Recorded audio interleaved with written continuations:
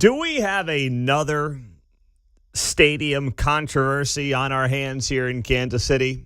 Good morning, 6:04. Happy summer Friday. Luke Doris is right. We are in for an absolutely fantastic day across Kansas City.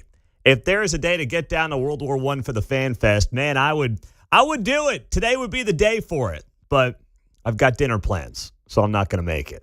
But it's going to be a fantastic night out there at World War I. First match for USA. Everybody's going to be going crazy, hopefully. It's going to be nuts. It's going to be nuts, just like it was yesterday for day one with Mexico playing. So a lot of excitement in town. We'll get to all that coming up here. But Mayor Lucas mentioned something yesterday on this show, and then it got more attention around the Kansas City news cycle throughout the day, and that is the Kansas City Current wanting to expand their stadium for $235 million. Now, before anybody freaks out and is like, oh my gosh, we're going to dump a bucket of money on the Royals. We got the Chiefs going to Kansas, $3 billion redirected from the taxpayer. That's going to go to Clark Hunt's Taj Mahal. Before we go down that road and have another stadium controversy on our hands, that's not the case. That's not. What the Current are wanting to do is basically build out and add another few thousand seats to that stadium. Now, whether or not that's worth it, I don't know. I have not yet been to a Current game. I want to take the girls, but I'm not going to, BS you. And I've said this on the air. The parking appears to be still an absolute mess. The parking can be more than the tickets. And I'm not walking a mile from my vehicle with a 7, 5, and 2-year-old who are going to be like, Dad, are we there yet? Dad, carry me. Dad. Like, I want to go, but at some point I draw the line here for my own sanity's sake. So they want to go from 11,500 seats to 18,000 seats. Apparently they're doing pretty well. But on top of that, this is also about a bid for the Women's World Cup here in 2031. You know that city officials want the Women's World Cup, and expanding that stadium is part of the goal. That being said, this would be a TIF district, tax increment financing. What does that mean? Basically, if they don't generate the revenue from their own new stadium combined with that current landing project that's going on down there, if they don't get the revenues to then redirect back to their stadium, this is not just a straight cash grab where they will get their money. This is not the Royals deal. This is not the Chiefs deal. That's not what it is. Because my phone started blowing up on this yesterday. The mayor mentioned it on this show, and I was trying to find the clip. But, God bless the mayor. He says 20 things in every answer, and I'm combing through the interview this morning at 5 o'clock, and I'm like, I can't find that clip of him. I'm bouncing all over the place. But then he also talked to Fox 4 yesterday about it, and here is part of what the mayor of Kansas City. Do we have those clips up? I don't see it in F5.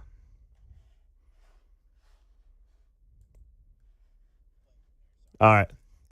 Okay, yeah, let's grab that clip of Quentin Lucas from Fox 4 talking about the current stadium deal. Here's what he had to say yesterday. World Cup soccer. Let's check in with no, that's not it. That's not it. It's a different clip. Quentin Lucas. All right, so we'll get to Quentin Lucas here. All right, go ahead. With another professional team that plays in Kansas City, literally, I introduced something, and then I think a few days after, or a week after, we saw progress after that. What I will say is this: I'll let any of our teams and our partners work for themselves and speak for themselves, but I never do anything just kind of off, the top of. So that's Quentin Lucas talking about how basically if the Current does decide to expand its stadium, there would be a TIF deal, but it would not be the kind of situation where then they would be required to backstop any kind of stadium deal if it doesn't meet the expectations. That's what they're going to do with the Royals. They are going to guarantee and back the bonds, so if the revenues come up short, you, the taxpayer, will be holding the bill. That's not what is proposed here with this current deal. What's proposed with the current deal is, yes, there will be a tax increment financing district where they will use some money based on what they make in that district to pay off the bonds on the stadium. But it will not be done through just the taxpayer saying, here's a bucket of money, and you're guaranteed that money no matter what. That's not how this is going to work. So just know that, because I think the mayor got ahead of himself yesterday. From my understanding, maybe the team didn't really want that thrown out there, but the mayor might have gotten caught up with some of the World Cup hype and saying, rah, rah, Kansas City. And, that's part of his job as the hype man. However, the last thing you want to be doing if you're the owner of the the Longs, is finding yourself at the center of another stadium controversy in this town, because that's the last thing anybody wants to deal with right now, John Anthony. I love inflation, right? Yeah. What a day yesterday. It was, man. It really was. Now, speaking of stadiums, did you see this? The University of Florida is moving ahead with a $1.45 billion stadium renovation plan, the Swamp, as it's dubbed down there, with the Florida Gators. It's got a completion date rumored of 2030, and it will dwarf any previous college football renovation. And how about this? $1.45 billion stadium upgrade does not include a dollar from the taxpayer. Not one. It will be done through private donations, and of course, it will be done through loans the university decides to take out, capital improvements. That's it. Now, UF obviously is partially funded by the taxpayer as a state school, but it's not direct money going to pay off a stadium at the University of Florida. So why is it that all of these college stadiums, they've been there for 100 years, right? I mean, think about some of the stadiums. You've got the KU project going on. I guess the taxpayer did kick in something for that. But you've got these stadiums that are on these college campuses that are up to 100 years old. The Horseshoe there at Ohio State. And then some of them do get upgrades, but amazingly, the taxpayer never kicks in. Why is that? It's very simple. Because they can't hold the politicians and they can't hold their cities hostage, because Ohio State can't threaten to move to Cincinnati. Ohio State can't threaten to move to Chicago or Lexington or Cleveland or Pittsburgh. They're stuck in Columbus, Ohio. They're Ohio State. It's that simple. That's it. That's the name of the game. They can't shake down your politicians. They can't shake down your Chamber of Commerce folks. They can't glad hand them and backslap them and lobby them to death. They can't do it. That's why these college stadiums amazingly never have concrete cancer. Isn't it funny how that works? The college stadiums seemingly are okay. They're there for 100 years. People like the nostalgia. They like the history. Yeah, they get upgraded. And they do it on their own dime 99 out of 100 You'd times. think these things were built by the Egyptians or something, right? The way they've lasted. Yeah, man. Maybe that's what we got to bring back. Get the Egyptians back to build these things. Because apparently whoever builds these stadiums in America every 20, 30 years, it's like, thing's a piece of garbage. Got to rip it down and go somewhere else. No, they're just swindling you. They're just taking you for a ride. All right? I mean, that's all this is, okay? And I was looking up the endowment of the University of Florida just out of curiosity to see what it was. It's $2.5 to $3 billion.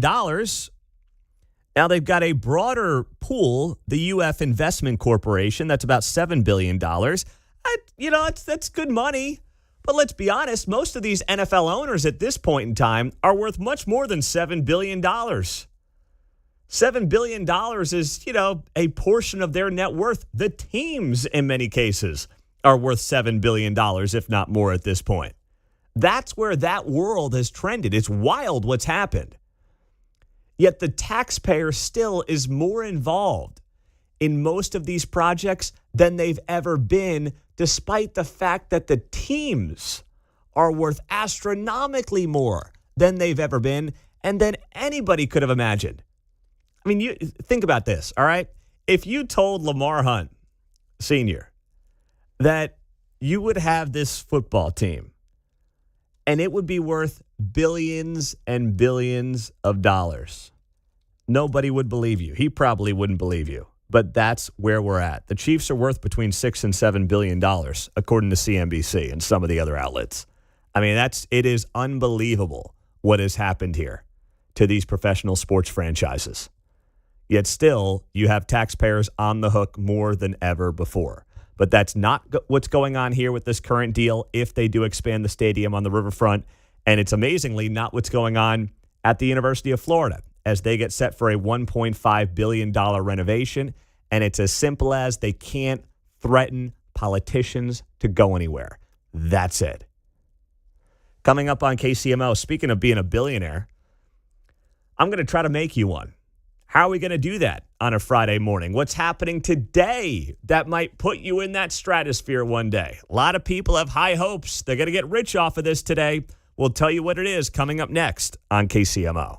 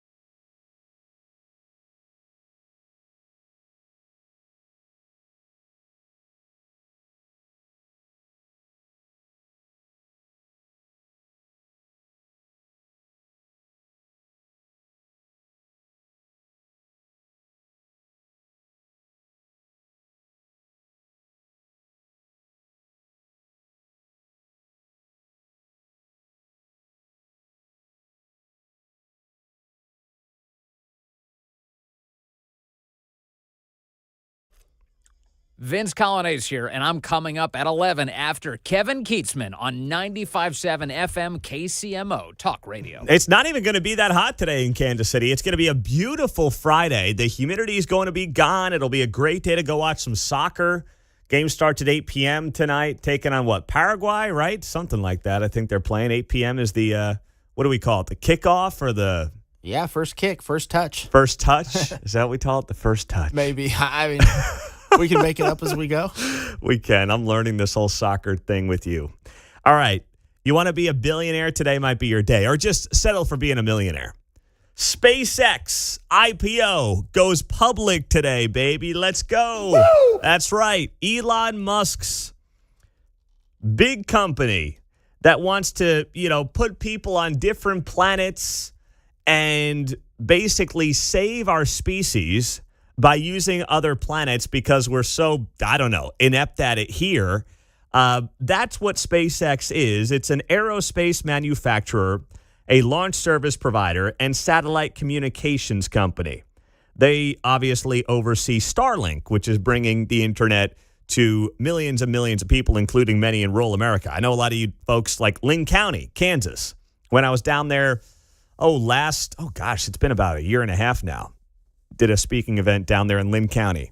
And a lot of those folks are using SpaceX or using Starlink, which is part of SpaceX. SpaceX goes public today. The IPO is going to drop, and it's expected to be traded at about $135 a share. That would make SpaceX a $1.77 trillion company.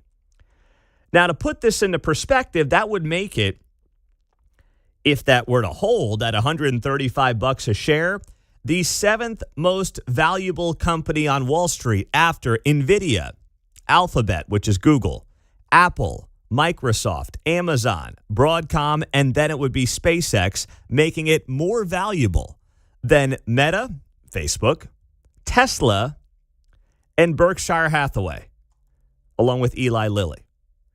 And this will potentially put Elon Musk into the stratosphere of being the world's first ever trillionaire. So, listen, here's my fear. I've been thinking about it. I'm not going to touch SpaceX, and I'm not really a single stock trader anyway. I don't do that. I just don't have the time to focus every day and, be monitoring stocks and trading stocks. I got to corral John and Mark and keep these guys, on track. And, Keatsman, make sure he's, although Keatsman doesn't need much. He's doing his own thing. All right. He's a monster, man. He comes in here, he knocks out an hour, kicks it in the butt, and then he's, off doing his next thing with the podcast. He's on fire. But, I got some hooligans down the hallway in the engineering room I got to keep track of. It's a full-time gig around here. So I can't be monitoring SpaceX stock. But there are a lot of people, I think a lot of retail investors, as they get dubbed, regular folks like us, not the Wall Street Titans, who are going to dump a lot of money into SpaceX today. And I don't know if that's you at 913-408-7957. But something tells me that you will not be alone. There are many people who are going to say, we're riding SpaceX to the moon, no pun intended. Whether or not that's the right move, I see a guy like Peter Maluk, who owns Creative Planning, and he's very good on social media.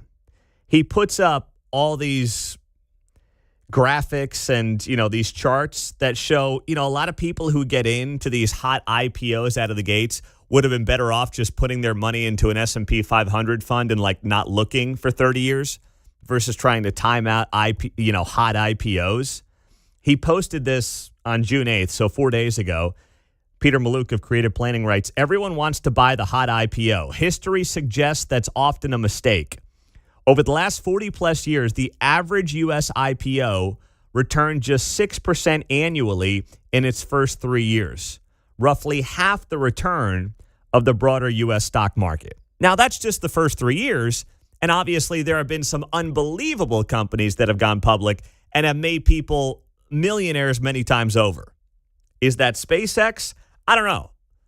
I think it's probably going to go bonkers out of the gates, but a lot of these IPOs, what happens is, they ride up really quickly a lot of big investors end up dumping it for making a quick buck. And then us, the retail guys, end up holding the bag for a little bit before it slowly, hopefully, rebuilds itself back up. I don't know if that's happening with SpaceX. I'm not sitting here giving you stock market advice, but that is going to get a lot of attention today when the SpaceX IPO ends up dropping, and that's been anticipated for a very long time. Now, speaking of the markets are liking the news this morning. Dow futures up 300 points, S&P's up 34, Nasdaq's up $130. Why? Well, there are signs of a potential U.S.-Iran peace deal. I know you've heard this how many times the last few weeks. You're sick of it at this point. But there is a proposed peace deal on the table that would see the Strait of Hormuz reopen. Iranian state media reported that the draft version of the Iran-U.S. Memorandum of Understanding includes a commitment from the United States to lift oil sanctions, as well as a commitment from Iran to reopen the Strait of Hormuz. A peace deal could be signed in Switzerland as soon as Sunday, according to Bloomberg. Bloomberg reported that this morning. And this move obviously is exciting the stock market. The president yesterday said, I'm not going to go full-blown, D-Day on the Iranians, which he was threatening the last 36 hours. So he's backed off that. Could have a peace deal signed on Sunday. And the stock market obviously is very happy. Now, does any of this mean that the peace deal is a good deal? No. Does any of this mean that Iran is going to adhere to this deal? Absolutely not. We've seen them renege and work their way around these peace deals for decades at this point. But for a stock market that sometimes acts like a teenage girl, it's very happy with how this is playing out right now. So they're good, they're happy, and that's why on Friday, as we're sitting here on a summer Friday, the stock market is encouraged by a lot of this news. And then, of course, the SpaceX IPO is just the icing on the cake. It will go public under the ticker symbol SPCX. That is the SpaceX ticker symbol, SPCX. And it has a set price at $135 a share. The company plans to sell 555 million shares, which would make it the largest initial public offering in history. So, hey, maybe today's your day. Maybe this is your last Friday of work if you're going to go hard on SpaceX. Don't get any ideas in there, fellas. I like what we've got going here. Don't try to buy SpaceX and retire on me now, John. Please, don't do it. I've already rented out a B&B. Okay. Well, speaking of the World Cup, who are the most beautiful fans in the World Cup? The answer next.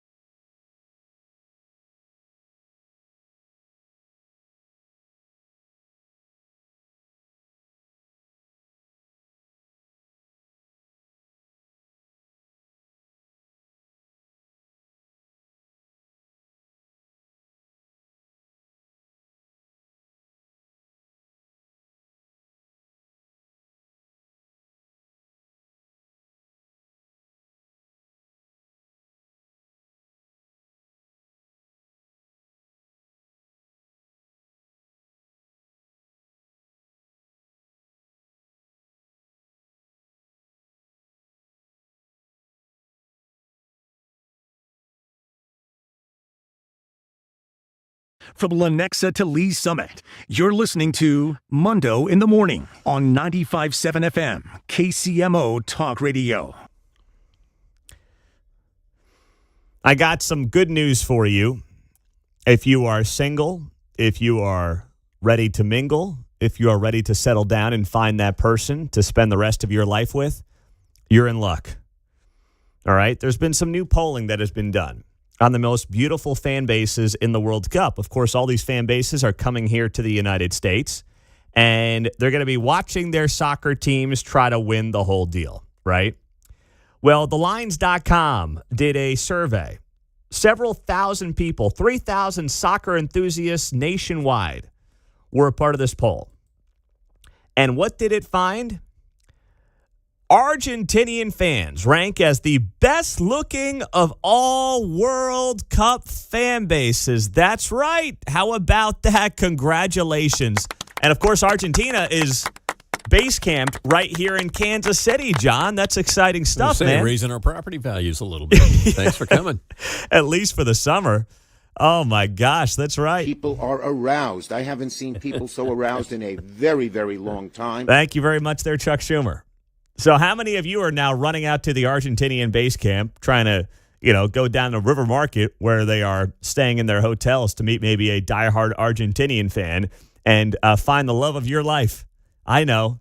Where are some of our regular callers? Steven in KCK is alive and well. Woo! He's ready. I'm obviously not looking, but from what I've seen around town, I've seen more men wearing the Argentinian jersey. So maybe there's good-looking men. I mean, I don't know. I haven't been looking, like I said. Well, it just says here, it didn't say men or women. It just said here, Argentinian fans rank as the best-looking of all World Cup fan bases. So that could be men and women, depending on who you're going for. Now, if you're smart, what you'll do here is you'll wear the Argentinian soccer jersey as a conversation starter, an icebreaker, to go maybe meet yourself a nice Argentinian girl. That may be the play here if, that's the road you want to go down. Oh, and you better habla. Yeah, well, yeah, that's a good point. Yeah, you probably should have gotten that Rosetta Stone a couple of months ago. A little bit. Yeah. You got a few weeks, though, to figure it all out. You can put together enough phrases just from a little guidebook. I'm sure get you going. Yeah, or you can just have enough to be dangerous, and then, your icebreaker is like, hey, can you teach me the language? And boom, there you go. Baño? Yeah. Baño? Bathroom? Oh, man. So Argentinians came in at number 1. Brazil fans came in at number 2 for best-looking fan bases. And then the USA ends up taking third place, which, that's hit or miss. Yeah, I think that's hit or miss. But either way, Europe struggled in the poll. They just, when it came to the looks department, they struggled here. The highest ranked European fan base based on looks was France, coming in at number 5. And Netherlands, who's also camped here. I would have thought they would have came in higher. Yeah, I would have thought so. Netherlands came in at number 8 on this list. So it goes Argentina, Brazil, the United States, Mexico, France. There's your top 5. 6 through 10 for best-looking fans in the World Cup. Croatia, Portugal, Netherlands, Colombia, and then England in at number 10. How does England crack the top 10?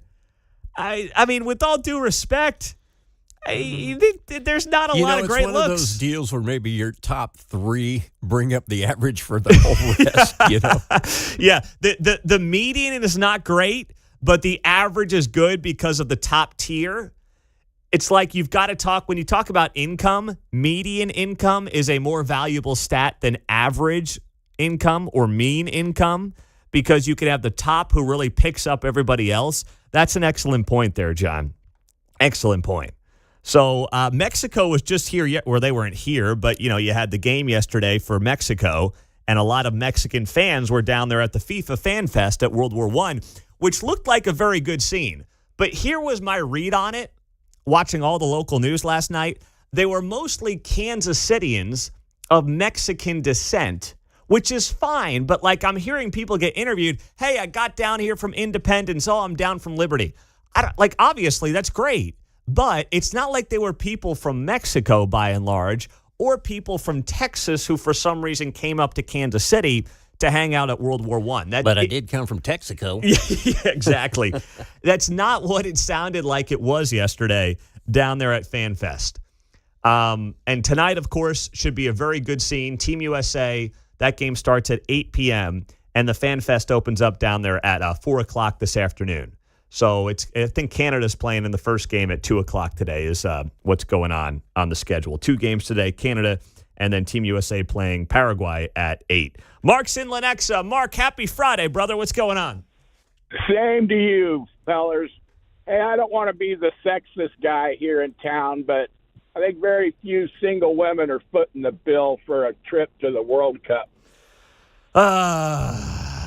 Hey, man, it's 2026, you know? I mean, they got the dough to do what they want. A lot of women obviously working. And if they're single, they're more likely to be working and say, let's do a girls' trip up to Kansas City. Follow our Argentinian team, Mark. I mean, I think you're stuck in the past there, brother.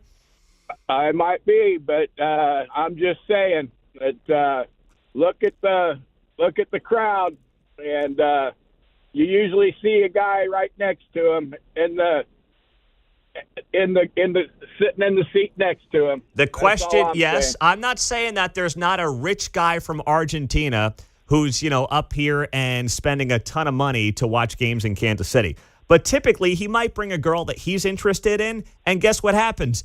She says, yeah, I'm going, and we're bringing 4 of my friends. All right. Well, what do you say? He's bringing all his daughters. How about that? Well, let's go with friends there, Mark. Let's go with friends. Friends. All right. Mark, you going? Mark, you got to make a move, or are you taking? No, I'm taking, but okay.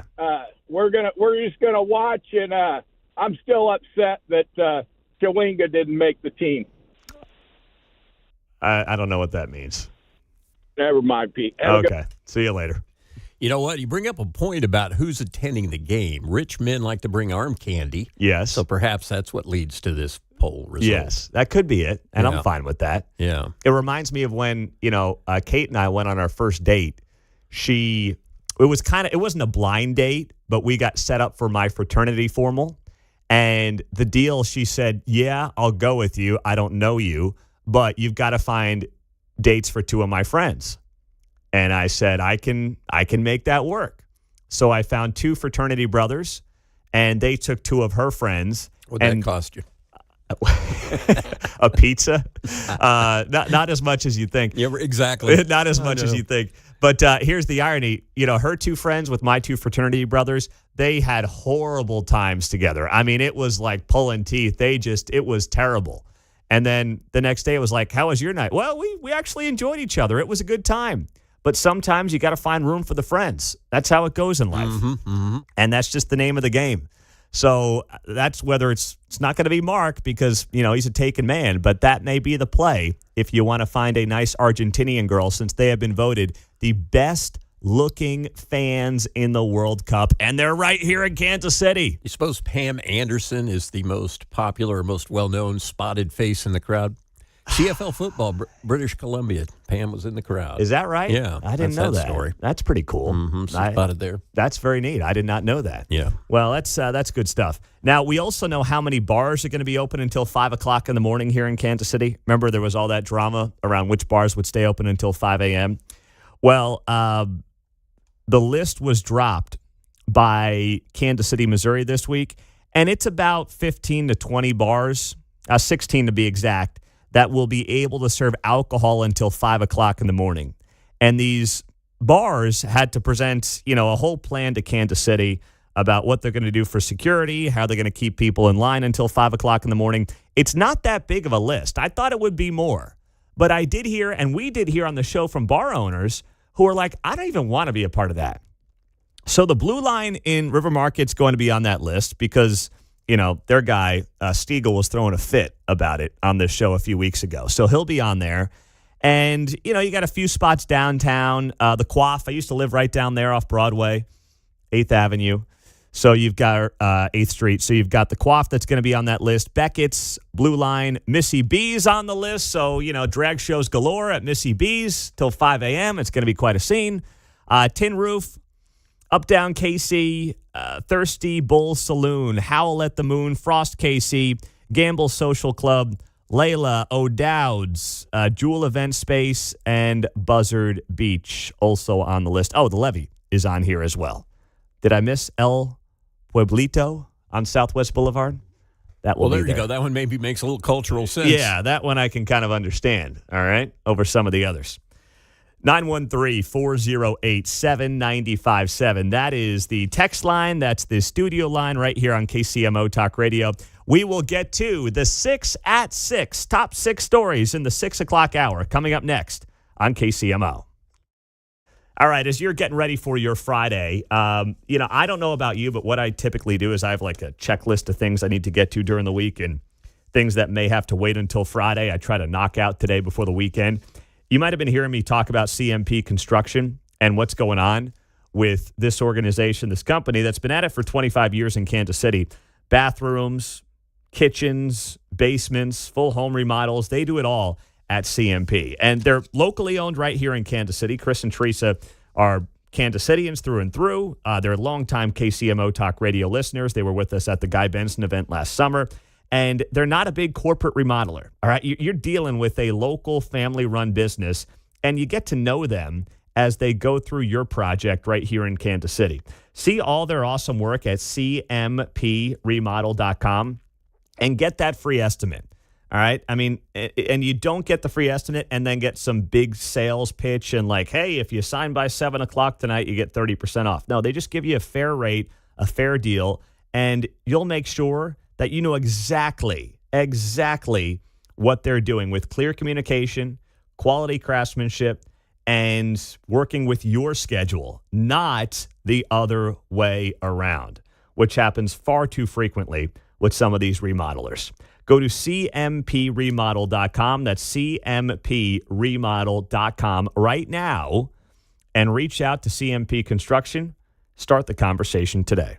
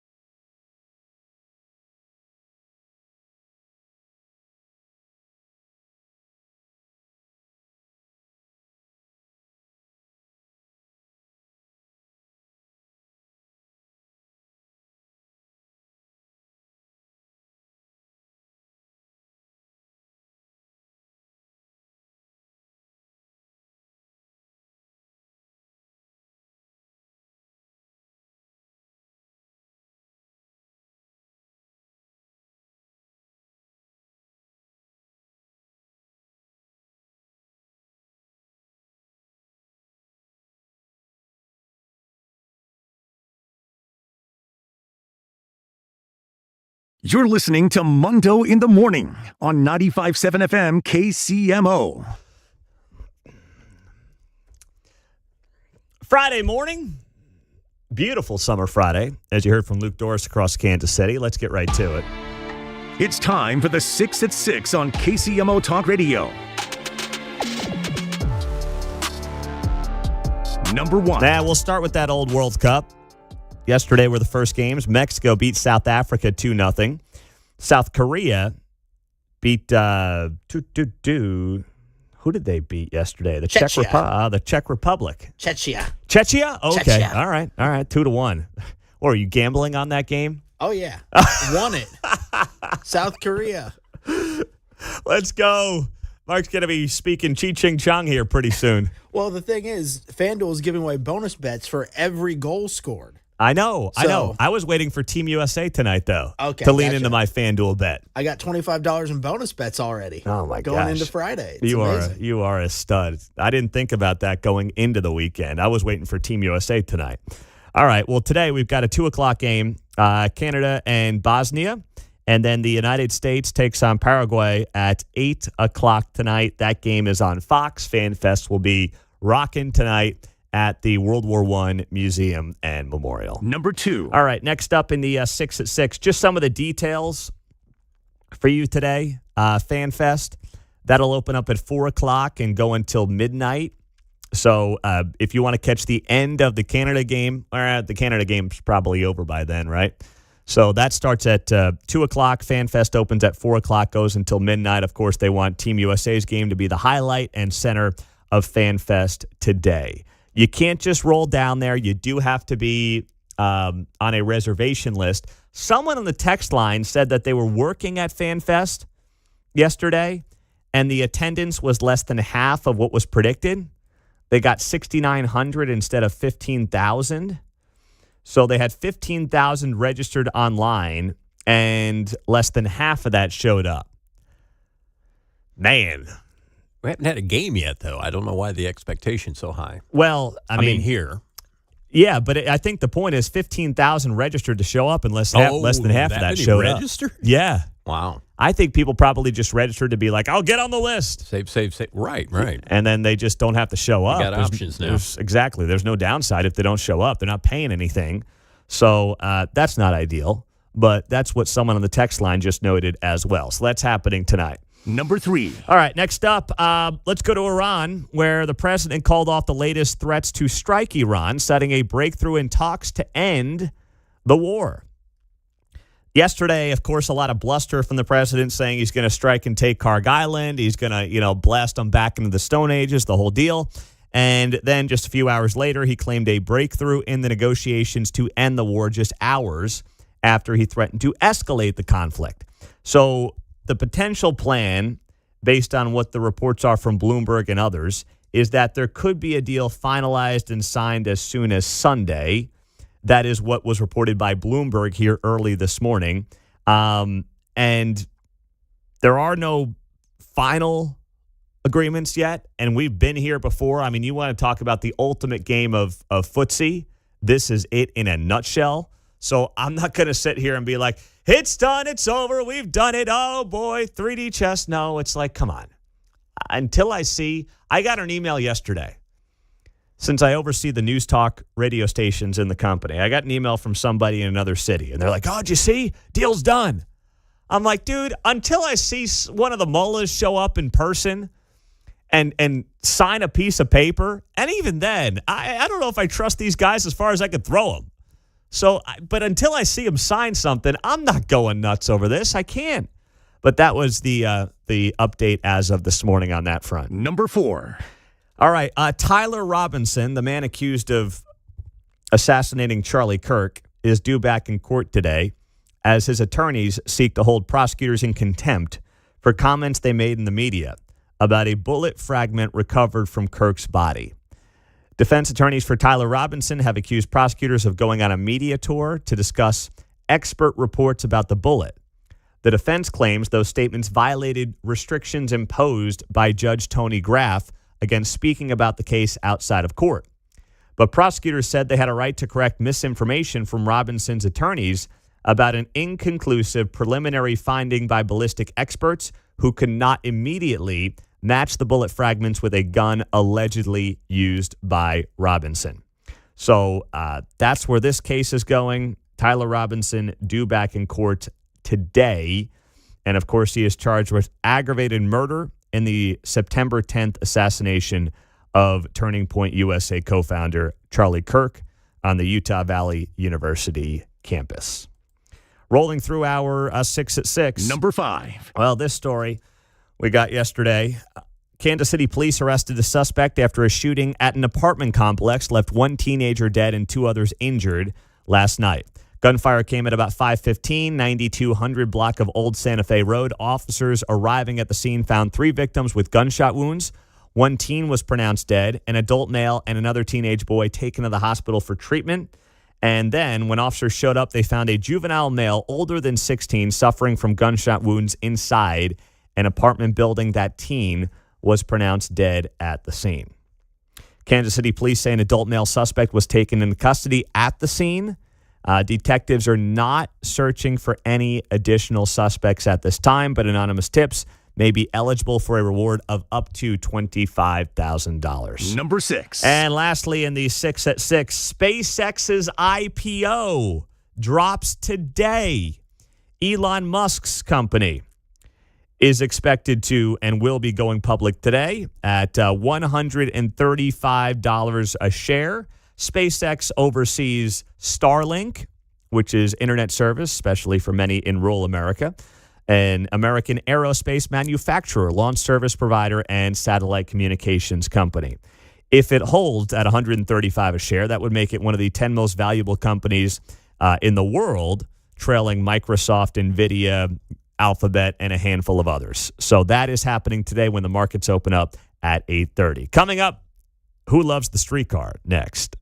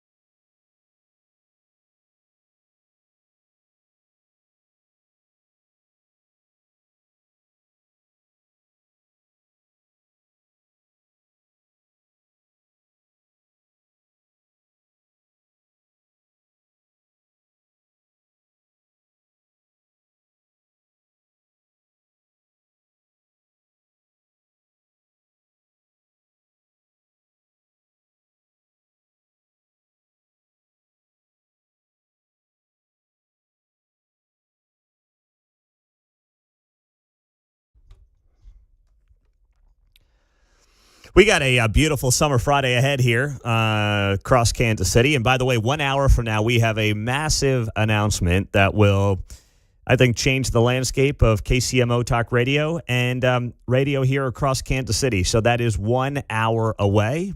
Please make sure you're listening here on 95.7 FM or, of course, on the KCMO Talk Radio app as well.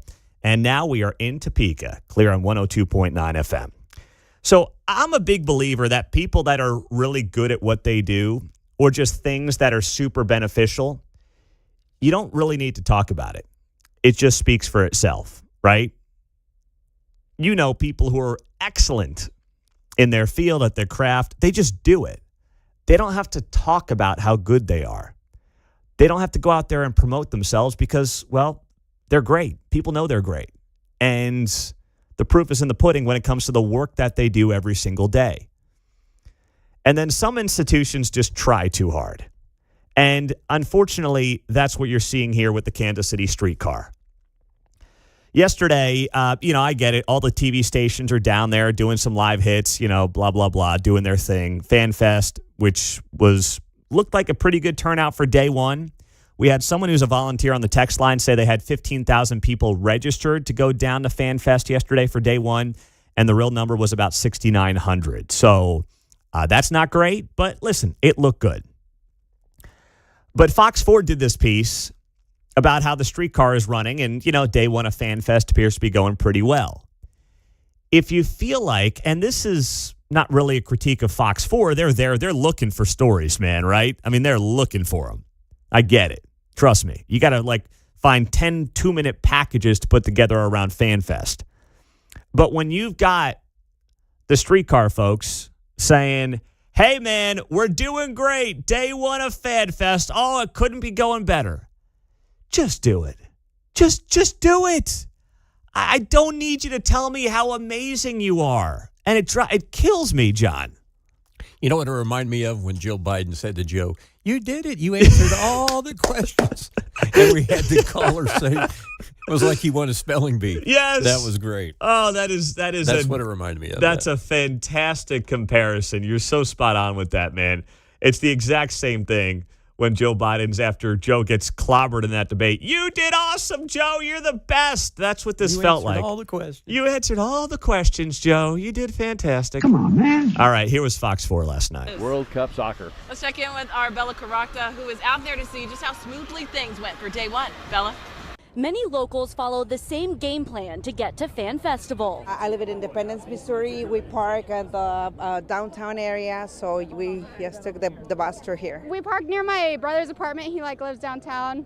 So we just walked to the streetcar and then rode it on the way down. But pretty easy? Yeah, very easy, very easy. Streetcar leaders have been planning for this day to come. We've got a lot of capacity with streetcars and buses running on Main Street, so take transit, come on down. The streetcar may operate on a fixed route, but the crew here says they know how to guide fans through a detour. But I think we're all going to learn together and we're all going to figure this out. And this is an amazing opportunity, not just for Kansas City and public transit, but the world to see what we can do together. It's an amazing opportunity, not just for Kansas City and public transit, but for the world to see what we can do together. Does anybody for a second believe that the world is watching the Kansas City streetcar? Please. Nobody cares. Does anybody believe that? As if this is like a defining moment for public transit in America? That's the pitch there at the end. That somehow the streetcar going from power and light to World War I to drop people off at FanFest on transportation that's 100 years old is somehow a defining moment for public transit? I'm not against it. Listen, I think that we have wasted a lot of money on it. I used to take it when I lived downtown. I've told the story many times. I beat the streetcar on foot going from T-Mobile to 6th and whatever that is, 6th and Main. I used to live at 6th and Broadway. I famously beat it. I walked uphill, by the way, beat the streetcar before I ever saw a train come by. So, I've told those stories before, but please don't tell me this is a defining moment for public transit. Now, if your goal is to grift off the taxpayer and keep growing a streetcar for hundreds of millions of dollars and insist this is a way that we can prove that we need this, I guess, but it's a once-in-a-lifetime event that may provide some value for the next 6 weeks. But please. Now, listen, the streetcar folks have invited me down to do a tour. And listen, I've been on the streetcar a bunch of times, but they want to give me their tour. And I told them I would do it. I just got to give them a date. They wanted me to bring the kids, though. And I said no, because then they're going to try to mush me. They're going to try to soften me up around the edges if I got the kids with me. And plus, I can't focus on whatever they're telling me if I got the kids in tow. So I will do it. They will give me their pitch on this. At some point in the next couple of weeks, I will visit with them and get their side of this. But I was listening to this last night on Fox 4, and I'm like, you guys are trying too hard. You can you can smell it from a mile away. People that try too hard, and that was just trying too hard. What do we say about politicians who explain? Yes, if you explain, you're losing. Mm-hmm. Just do. No explaining, just do. Mm-hmm. Now, speaking of FanFest, the Kansas City Star has a big piece this morning, headlined, "Is it worth going to FIFA FanFest in KC? Here's what we think after day one." And they went through some of the good, the bad, and the ugly. It's taken some people, quite a bit to get in. There was a lightning delay yesterday, which I guess delayed things by about a half hour. But some people got in 20, 30 minutes to watch the Mexico game down at FanFest at World War I. But there was something buried deep in this article that really, really bothered me. Because what we want is this experience in Kansas City to be good for Kansas City and good for Kansas City business. I don't care about FIFA. It's a corrupt organization. I mean, it makes the mob blush. That's what FIFA is. And you kind of know that when you're getting into bed with FIFA, but it's the reality of the situation. But we want this to be good for Kansas City. And then I read this story. This guy who wrote this story for the Rashad Alexander wrote the story for the Kansas City Star, talking about his experience. And he notes here that he grabbed food from a Korean barbecue vendor that's based out of California. Now, I'm not a big Korean food guy, but a quick Google search shows me here, at least a dozen Korean joints around Kansas City. At least. This is the problem that many of us have had leading up to this World Cup. That FIFA would drive people, and then these cities would drive people to these watch parties, and the vendors would not be Kansas Cityans. So the whole promise is all these people are going to come to Kansas City. They're going to be here. They're going to stay at our hotels, rent our Airbnbs, go to our restaurants, fill up at our gas stations. Right? That was kind of part of the sales pitch. But when the city, along with FIFA, drives people with our tax dollars into these specific watch party areas, right? And then the vendors are from 1,500 to 2,000 miles away in California. Tell me how that's benefiting the regular Kansas City restaurant. It's not. So what you've done is you've taken taxpayer money, you've built this kind of made-up watch party event, and at least in this case, you've got vendors who aren't even from here. That is problematic, and I'm glad this guy put it in the article. I don't know if it was on purpose or by accident, but it's telling, because now what I'm going to do, I'm going to reach out to Visit KC today, because they sent me an email yesterday. They weren't happy with something that was said on the show, which I'll get to here this hour. Actually, maybe I'll just get to it next. But I'm going to ask them, hey, can you share with me how many of the vendors out at FanFest at World War I are Kansas City companies? Because I think that's important to know. Because if the bulk of them are not, and even if some of them are not, that is a huge disappointment. There is no reason that every vendor out at FanFest should not be a Kansas City company. They should be Kansas City companies, some mom and pop businesses, that if you really wanted to make people feel like this was their event and their World Cup, that's how you do it. Not bringing in Korean barbecue vendors from California. He notes here that this company, I guess, flies out to events like FanFest. Well, that must be nice, but that's not part of what was sold here in Kansas City. There's a guy who's a real nice guy. His name's Spencer. Not from L.A. Had nothing to do with last. He's looking for a second act. His next gig is going to be running Korean barbecue joints around the country. That sounds very much like a Spencer Pratt thing to do. He's had his hands in a lot of things over the years, right? Mm-hmm. He was admitting he went belly up on some of those projects. Oh my gosh! It says here, there's also a spot for dog lovers. You can pet dogs and play with dogs at FanFest. Are those dogs from California too? Right? Are they bi? Like, how do we know they're California dogs? What do they do? Unbelievable. Did they vote too in the mayor's race last week? Did old Scruff, did he vote for Karen Bass? All right. Well, I'll tell you what Visit KC was a little upset about with me yesterday, along with Mayor Lucas. That's coming up next on KCMO Talk Radio 95.7 FM. And our big announcement for this radio station comes up at 8:05.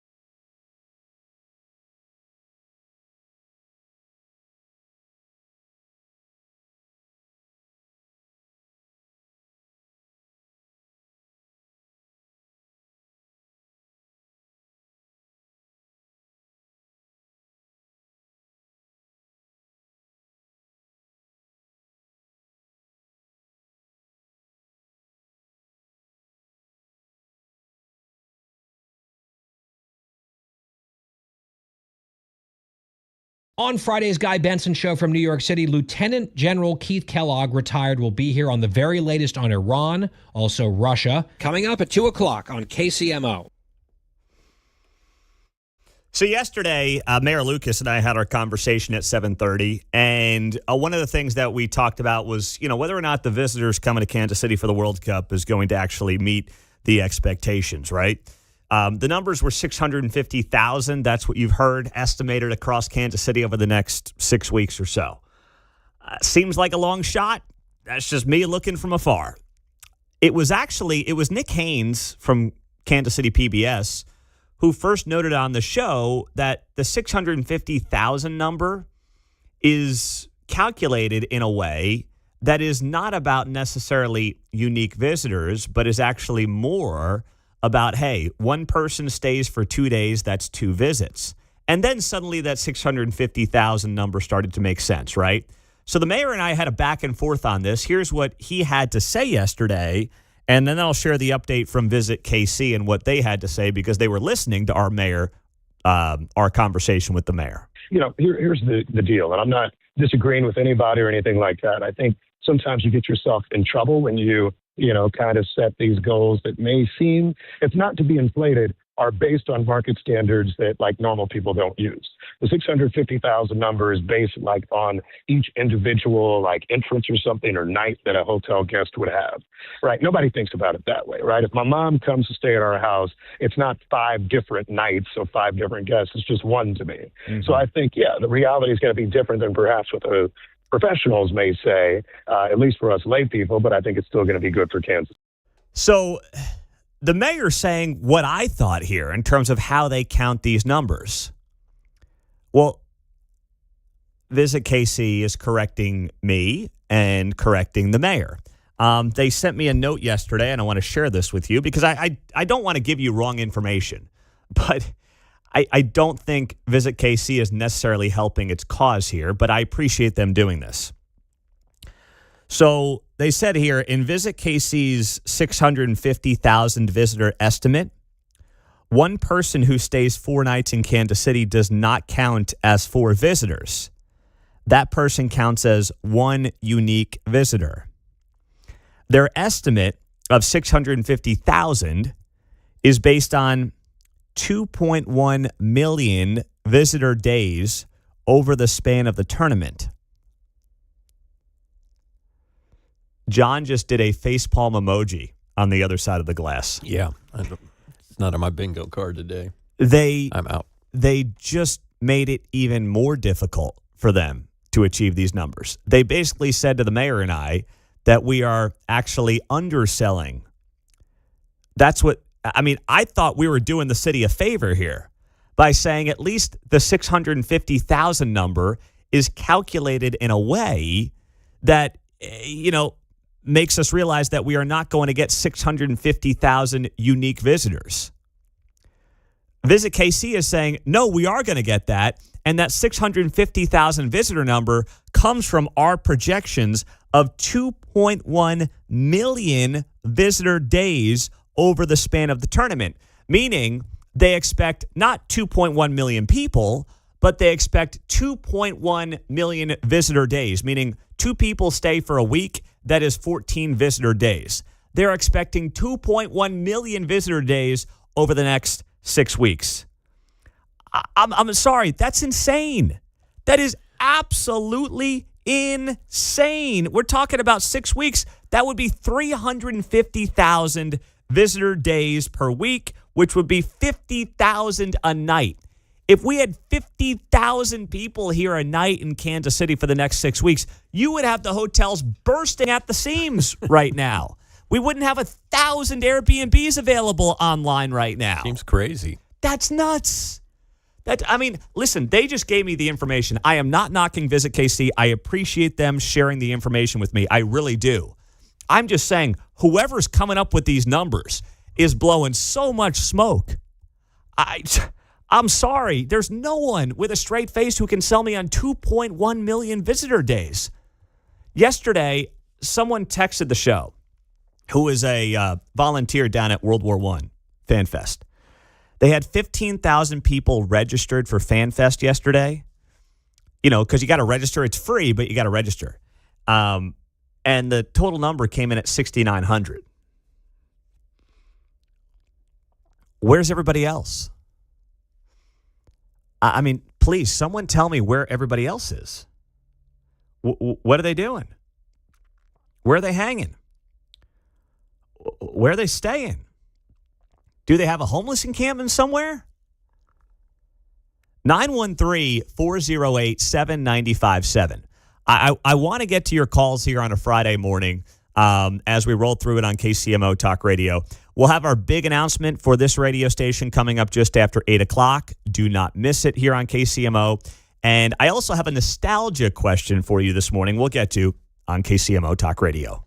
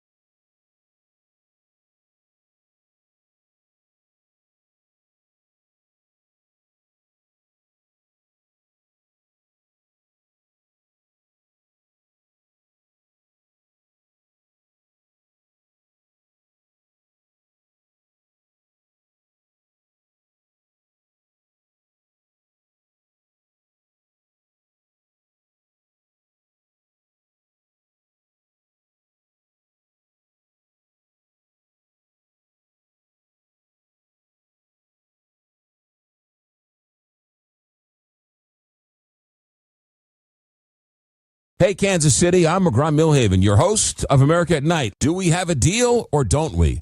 Plus, your phone calls coming up at 8 o'clock only on 95.7 FM. I'm going to say no deal there, McGraw.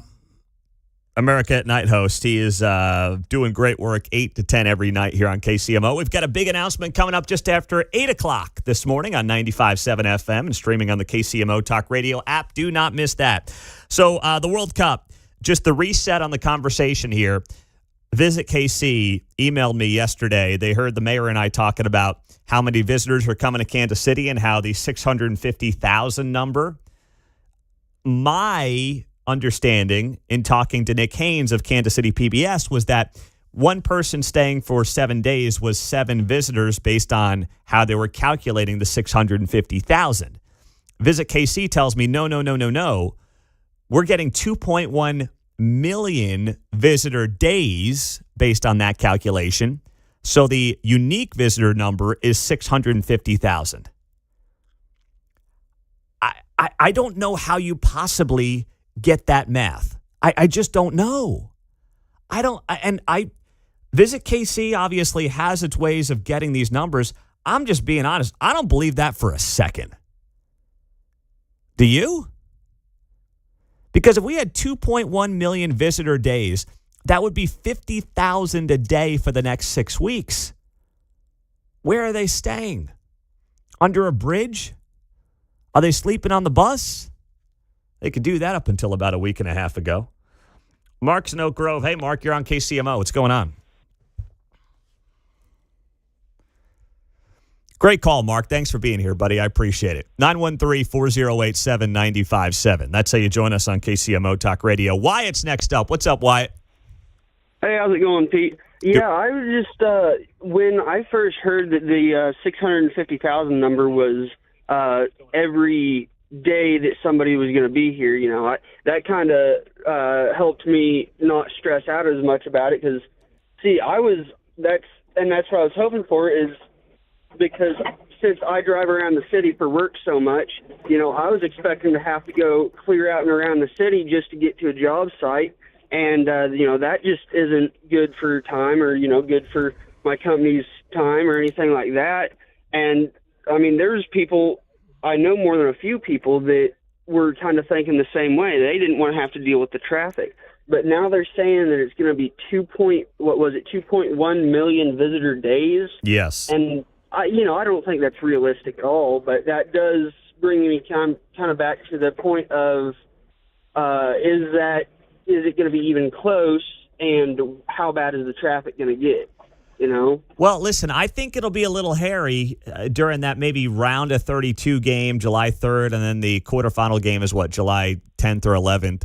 Yeah, I mean, you might notice things around town, but I don't think you will notice anything generally around town for the next 3 to 4 weeks. Like, unless you're down there by Union Station, you're down there working around that part of Kansas City, I don't think you will have any clue that there's a World Cup going on in most parts of the metro. I mean, that's what I like to hear is that it's not really going to spread out that much into the suburbs and stuff like that, the rest of the metro, as long as it just all kind of stays downtown and around that area. That's my read on it, and that's fine. I want this thing to be a big success for Kansas City. Hey, Wyatt, hang on. I don't want you to go. I want to ask you a question, but John, go ahead. You got something for me? Well, I was just wondering if these numbers are adjusted for inflation since we had 75% cancellation return on the rooms. That's right. We need to reassess that. Yeah, well, I wonder if they calculated those numbers based on the amount of hotel rooms FIFA had booked, and now they dumped 3/4 of their hotel rooms, so how can you come to that conclusion anyway? All right, Wyatt, how old are you, brother? I am 22. Oh, geez, okay, you're a young guy. I was going to ask you what year you would want to go back to if you could live at any point in time. Is there a year that you would pick to go back to? See, I don't know. If we're talking about just general living, I would say probably sometime in the 80s or 90s. Okay. And you weren't even alive then? No. Okay. No. Yeah. But, Okay. Knowing people that were. Yeah. Well, you got 3 of them right here on the show. Okay, that's great. Now, thank you for answering that, because I think that's going to be the answer to my next question, Wyatt. All right? Good stuff, man. Have a fantastic weekend. So Thanks, you too. I see, I'm sure many of you do, there's this like nostalgia moment that's happening right now around the country where you can go on social media and, you'll see people my age, Mark's age, who are millennials, who are like, man, I just want to go back to the 80s or the 90s, depending on where you are in the millennial range. You'll see maybe older people say, take me back to the 70s or 80s. But there is a nostalgia moment, especially for the 90s, it seems like, that is going on right now. I see AI videos like Pizza Hut, right? Pizza Hut's bringing back the old Pizza Hut look. They're getting out of the private equity box, here's your pizza, no feel to it whatsoever, and bringing back the old style. They're bringing back the sit down. They're bringing back the salad bar. They're doing all of it because there's something about that people are longing for right now. So my question for you, and you can text in, you can call in. If you could go back to any year in your lifetime, what would you go back to? For me, because I've been having this conversation, my oldest daughter, she's the classic oldest kid. She's trying to be older than she is sometimes. And I'm like, just slow your roll. And I say this lovingly, slow your roll. Enjoy where you are in life, because there are days when I want to be you. All right? There are days when I want to be a kid again. But it feels like to me, trust me, there are days I get done with this show. I get done with, oh my gosh, all of John's stuff. And I'm like, give me back to being 7 again. Gosh, dang. Right? Gosh. It's interesting you mentioned I'm not nostalgic for the 90s. It still feels like the 90s. But I would like to go back just to realize how much has changed, probably. Yeah. It's been a slow thing for me. It has been. I don't know that I'd want to go back too far in time anyway, though. I'm going to go back to 1999. That to me was like, now I was 11 then, but that to me was just I think everything after 9/11 feels like it's been a steady cultural decline. From wars to iPhones, as much as we've got a lot of amazing things technologically going on, like my ability to prepare for this show, not that I was doing a show 25 years ago, but my ability to prepare for a show is much easier today because I can start typing stuff in and doing all the research I want, and life is good. But I think about the simplicity of what we had, everything pre 9/11, and there are days when I long for it. There are days when I want that back. I want to raise kids in that kind of an environment. Now, we're trying to do our best, to raise kids in kind of a 90s environment when it comes to technology and things of that nature.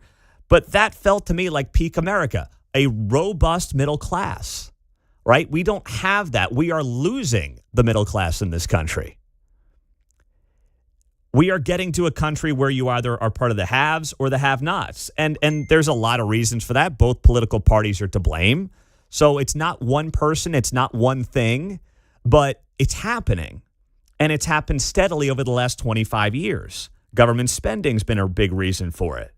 But I just come back to 1999. That's what I keep going back to. Really think anything pre 9/11, but 1999 stands out to me. Your computer's going to self-destruct, Pete. I know. Well, I know. Turn over. I remember that as a kid. Scare, yeah. Y2K, we're all going to die. Watch your microwave. Look out. Yeah. I do remember that very well. Let's go to Mike in Kansas City. Mike, you're first up. Good morning. Yeah, this phenomenon has actually been studied by, people who study social science and social anthropology. It's roughly about 30 years. And, you guys are longing for the 90s. The people in the 90s were longing for the 60s. The people in the 50s were longing for the 20s. And you can see in pop culture and just, general entertainment and fashion where this has all repeated itself.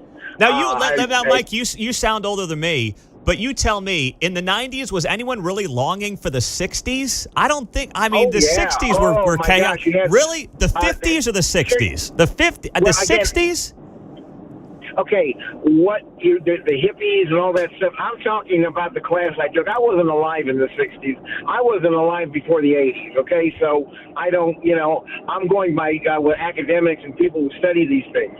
And if you go on YouTube and you look at the old TV shows, they're always showing nostalgia things. There's an episode of The Twilight Zone from 1959 where the main character wanted to go back to 1900. Okay. There's always this longing in this stuff.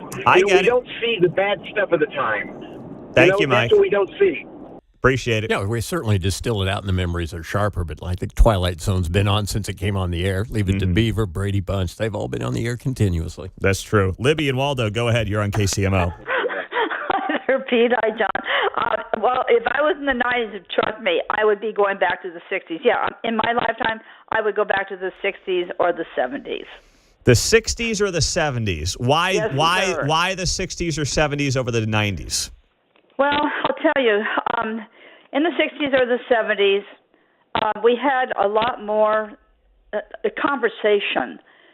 We didn't have cell phones, as you well know, but we had conversation. We had fairly safe protesting. Yeah, we had some riots and stuff like that, but when you protested, you certainly weren't throwing things at the police. You weren't burning buildings, things So it like comes. that. But there were I can't even. But the '90s was almost defined by the peace, especially after the Yes, Gulf it War. was. No, and the '90s had the perfect blend of some technology, but not too much technology. Right. You're right. All right, so you're on board. You're on board. You got the '90s. You're with me. Yeah, I am with you, and the reason why I'm with you, Pete, just a sideline here. I experienced a generation gap that I thought I would never in my lifetime ever experience. So I'm kind of all like, let me just go back to some time that I really know, and I really appreciated the music and just all the stuff that Thank we you, got Libby. to do. I appreciate you. Bye-bye. Have a great weekend. 913-408-7957. Mark, you have yet to answer the question. I was thinking 99 too, honestly. Okay, you're with me Yeah, then. because you could do the AOL doo-doo-doo-doo. You could get online. Everybody remembers the sound. And you were what, maybe 15? Yeah, about that. Okay. All right. 913-408-7957. We'll take this up to the top of the hour. Get to your calls, and then we have our big announcement at 8:05 here on KCMO.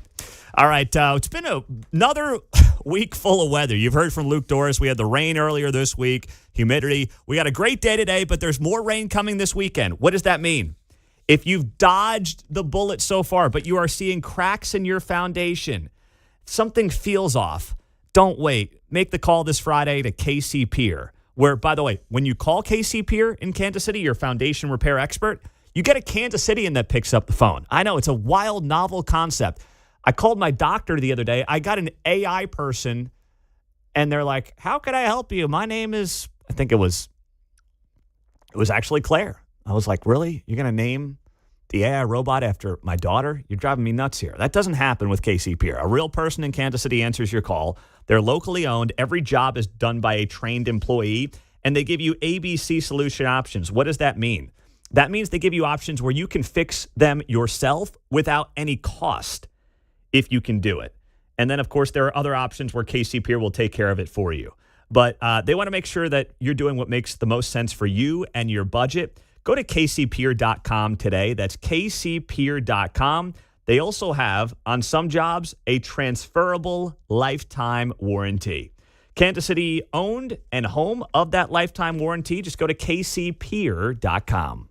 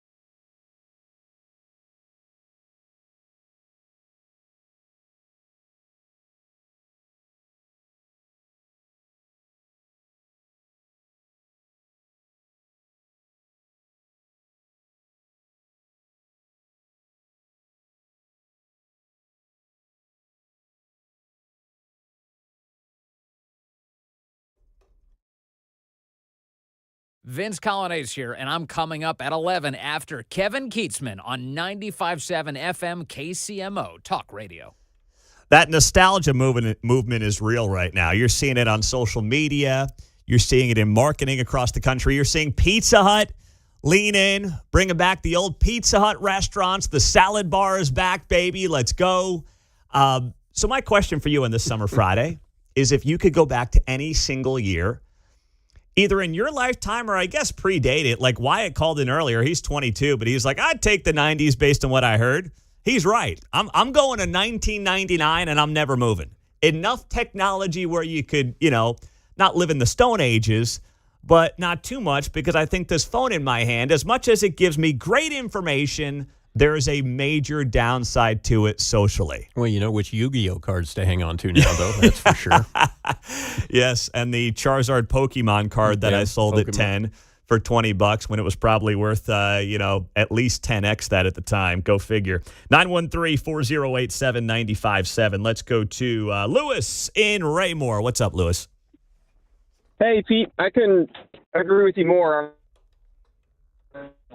Age group, I'm 32, but my wife and I talk about it all the time with our kid. Like, we're not going to let him watch anything past Star Wars 3, and he's going to get a Razor scooter so his shins can his shins can experience the same thing our shins experience. Because, going to school 99, 2000, we had our Game Boy Advance. We didn't have phones. Like, if we wanted a new game, we had to wait for our birthday. We didn't just haggle our parents and yell at them and beg for money for skins on Xbox or Fallout or all these things. It was just such a simpler time, and you actually went outside and played. And Sunday night football, you weren't on your phone with your dad. You were just watching the game with your dad. So definitely late 90s, early 2000s for me. And you kind of see that with the car movement.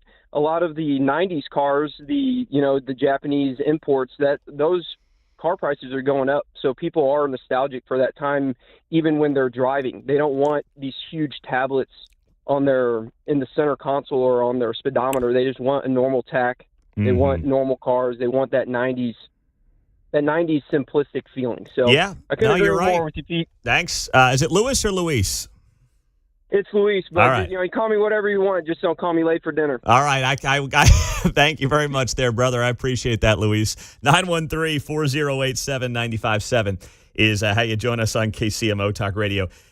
John wrote down Luis, but there's a guy in the company I work with, and he's Luis, but he goes by Lewis. So that's what threw me off. I apologize. Kevin in Independence. What's up, Kevin? Or excuse me. I'll save you, Kevin. Jessica's in Ottawa. Jessica, go ahead. Hi, I want to go back to when you went clubbing. I remember going to Orlando's teen night when I was like 14 to 18, and it was a blast. You don't dance like that anymore. Nobody dances. They're just on their phones or whatever. I think it's so sad. You go into a restaurant, nobody's talking. I want to be there in the time where let's go get sweaty. Let's go to a club. Let's stay out late and just find each other. I miss those days. You know what, Jessica? Let's go get sweaty. That may be a new drop on the show. Nice job. Well done. Excellent work by you. I'm with you. Let's go get sweaty. I appreciate that. All right. You have a great day. You as well. Today's not the day for it. It's going to be a beautiful day in Kansas City. Kevin in Independence, you ready to get sweaty, brother? What's going on? Yes, you got me running. I am attracted to, I have been, movies and stuff like that, the late 60s. I was born in 66. And so these days I'm going back Herbie the Love Bug. Okay, but that's just a TV. Oh, hold on, Kevin. That's just a TV show you like. I don't think anyone who was alive, and I wasn't, but anyone who was alive or knows an ounce of history would never go back to the late 60s. That's like saying you want to go back to COVID. We went to the moon. Okay, great. And like half the prominent people alive got great. assassinated, and we were in the middle of the Vietnam War. Exactly. A great time. And how much do we talk A about? great time? Nobody ever talks about the fact that Jimi Hendrix Okay. was not only He was a patriot. He was in Vietnam. Okay. He wasn't a protester. Kevin, I'm up Things against were it. I'm up different. against Kevin. Thank you. I'm up against it. Yeah, I appreciate the hot take, but man, that's a stretch. That's a stretch. All right. Tricky Dick for president. Yeah. Coming up, our big announcement here on KCMO Talk Radio. Let's do it and go to the break on 95.7 FM.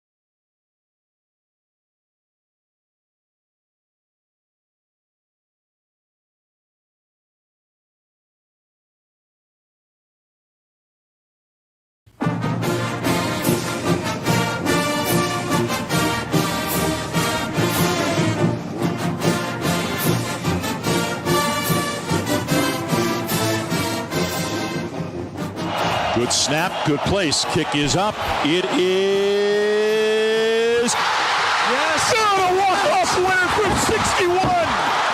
Harrison Mevis sends the Mizzou students running onto the turf as Missouri wins it on a 61-yard field goal by Harrison Mevis. There it is, the sweet-sounding baritone voice of Missouri Broadcasting Hall of Famer Mike Kelly joining us here on KCMO Talk Radio, as we are happy to announce that KCMO Talk Radio will be your home of Mizzou athletics starting with the 2026 football season. The play-by-play man, 30 years, Mike Kelly joining us on KCMO Talk Radio. Mike, good morning. We are thrilled to welcome you to the KCMO Talk family as your exclusive broadcasting partner here in Kansas City. How are we doing, my friend? Oh, Pete, I'm doing great. It's an exciting day for Mizzou athletics and for fans in the Kansas City area. A legacy station like KCMO, dating back to its founding in 1925.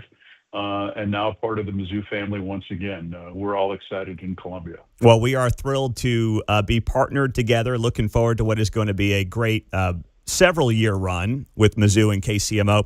How about you? I mean, when you think about this role that you have as the play-by-play voice, you know, most people don't realize you're not just the voice that people hear through radio stations all over the state and the region, but you're an ambassador for, obviously, this university. What is that part of your job like, and how does that factor into your day-to-day? That's a really good question. I think overall, Pete, just the scope is that, Mike Kelly has been very blessed for the last 30-plus years. My affiliation with Mizzou began back in 1989 when I was working at a radio station in St. Louis by the name of KMOX, and a gentleman named Robert Highland walked into my office and said, "Hey, you're a young guy. You're off on Monday and Tuesday. How would you like to drive to Columbia every Monday to host this radio program called Tiger Talk?" I said, "I'm in." And so, that's when the affiliation began. Started doing play-by-play for basketball in 91, football in 94. Actually worked for the university from 1997 until 2007, but have continued to have, obviously, a healthy relationship and helping out when my schedule allows to do things. I mean, we've done the Zoo to You caravan stops over the course of the last month or so. I call that the friend raising season. So we've been to St. Louis, we've been to Dallas, we've been to Springfield. Last week, we made 21 stops in 3 days on the Zoo to You bus tour. And coming up on Sunday, we're going to be in Kansas City, not only for Mizzou Day at the K, but then also a Chicken and Pickle in Overland Park for the Zoo to You stop there. And so, I frame it, Pete, really as just, a blessing to be involved and to be able to have a relationship with a great university and a great athletic department led by my dear friend Laird Veach. Mike Kelly, the voice of the Missouri Tigers, joining us on KCMO. We are announcing that KCMO will be the exclusive broadcasting partner of Mizzou athletics starting with the 2026 football season. So, Mike, you stole my thunder there. That's how good you are. Coming up on Sunday, 5 to 7 p.m., Chicken and Pickle in Overland Park. The Zoo to You tour comes right here to Kansas City. So these you've done around the state. What are they? Who's going to be there? And how do people get involved? Well, people can get involved by going online to mutigers.com and finding out more information about the stop. Eli Drinkwitz will be there. Kelly Harper will be there. We'll have a number of student athletes that'll be on hand that evening as well. I believe Dennis Gates is going to be involved, but I haven't seen the final list of attendees. He has participated in other stops that we've made. And so basically it's just an opportunity for fans to interact with not only our coaches, but student athletes. And then we have a little program which, we do a little preview of the upcoming season, look back a little bit on historically what's taken place with those individual programs. And then, if time allows, open it up for questions from the fans. That's fantastic. What's the common theme that you've sensed doing these tours around the state from the Mizzou fan base going into, this upcoming athletic season? Pete, I think it's genuinely very excited about where Mizzou athletics is, excited about the opportunities that lie in front of this department moving forward. Really looking forward to the completion of the North End Zone project with the 100-year anniversary of the opening of Memorial Stadium coming up this fall. It's interesting. I used to always frame it like this: is that in those years in which Mizzou went to a bowl game and an NCAA tournament game, there was a perpetual smile on the face of Mizzou fans across the state, and it would usually last from the end of basketball season until the start of football season. And that's become commonplace. I think fans can see that even though we're existing now in this ever-changing world of college athletics in which, things seem to change on a day-to-day basis at times, they can see that Mizzou is embracing this opportunity as an opportunity to, as they like to say, move skyward and think about a bright future. Well, I know we're embracing the opportunity. KCMO Talk Radio will now be the exclusive home in Kansas City for Mizzou athletics, starting with this upcoming football season. Mike Kelly is the play-by-play voice of the Tigers, has done that obviously for well over 30 years. So, Mike, when you look at now almost 15 years for this athletic department in the SEC, how has that changed Mizzou's perception, not just regionally, but nationally? It's hard to imagine that it's been 15 years, but yeah, we're approaching that. And, I remember the night that we announced it on campus, at a news conference with Brady Deaton, then the chancellor at the University of Missouri, and Mike Alden, the director of athletics, and Mike Slive, who was the commissioner of the SEC. I'll say this: the price of playing poker has increased since Mizzou made the move to the SEC. I think it took maybe a little bit of time for everyone to understand just how much you have to, how do I say it, up your game, if you will, across the board. It is a juggernaut in every sport, and so I think it's helped in terms of giving Missouri a comfortable place to call home moving forward. In this, again, Pete, I keep going back to this ever-changing world in which we live, and who knows what the future holds in terms of movement within conferences and things like that. So I just think it's been, from a revenue standpoint, I think from a fan standpoint, from a student athlete standpoint, it's given Missouri an opportunity to maybe recruit on a larger platform than it has in the past. And I just think it's been overall a win-win for everyone. Mike, 30 plus years into doing this for the Missouri Tigers, what is a part of your game day or preparation routine that would surprise people, but that you also never miss? Oh man, that's a great question. I don't know that I've ever been asked that. Wow. I'd have to think about that.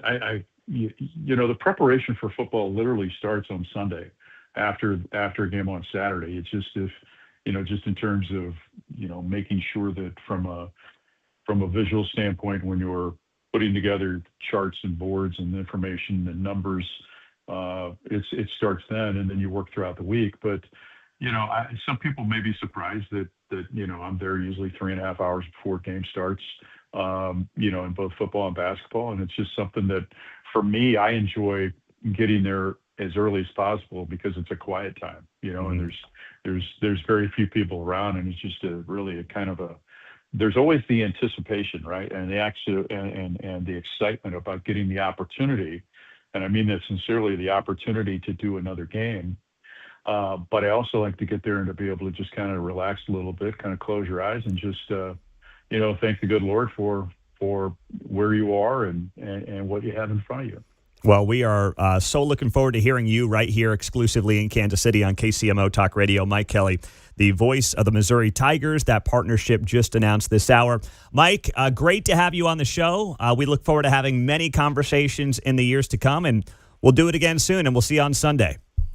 All right, Pete. Thank you so much. Thanks to KCMO and MIZ. There you go. Can't wait. Mike Kelly, voice of the Tigers on KCMO. The Zoo to You tour. You got to register for it at mutigers.com, but we'll be out there on Sunday. They will be at Chicken and Pickle in Overland Park. And in a half hour, we have tickets to the Royals game we'll give away. 8:45 and then with Keatsman at 10:45 to celebrate the big announcement. Sunday is Mizzou Day out at the K as well. So your chance at tickets and a parking pass in 30 minutes. Next, Ty Masterson. We flip back to the other side of the state line. He wants to be the next governor of Kansas. He will join us on KCMO.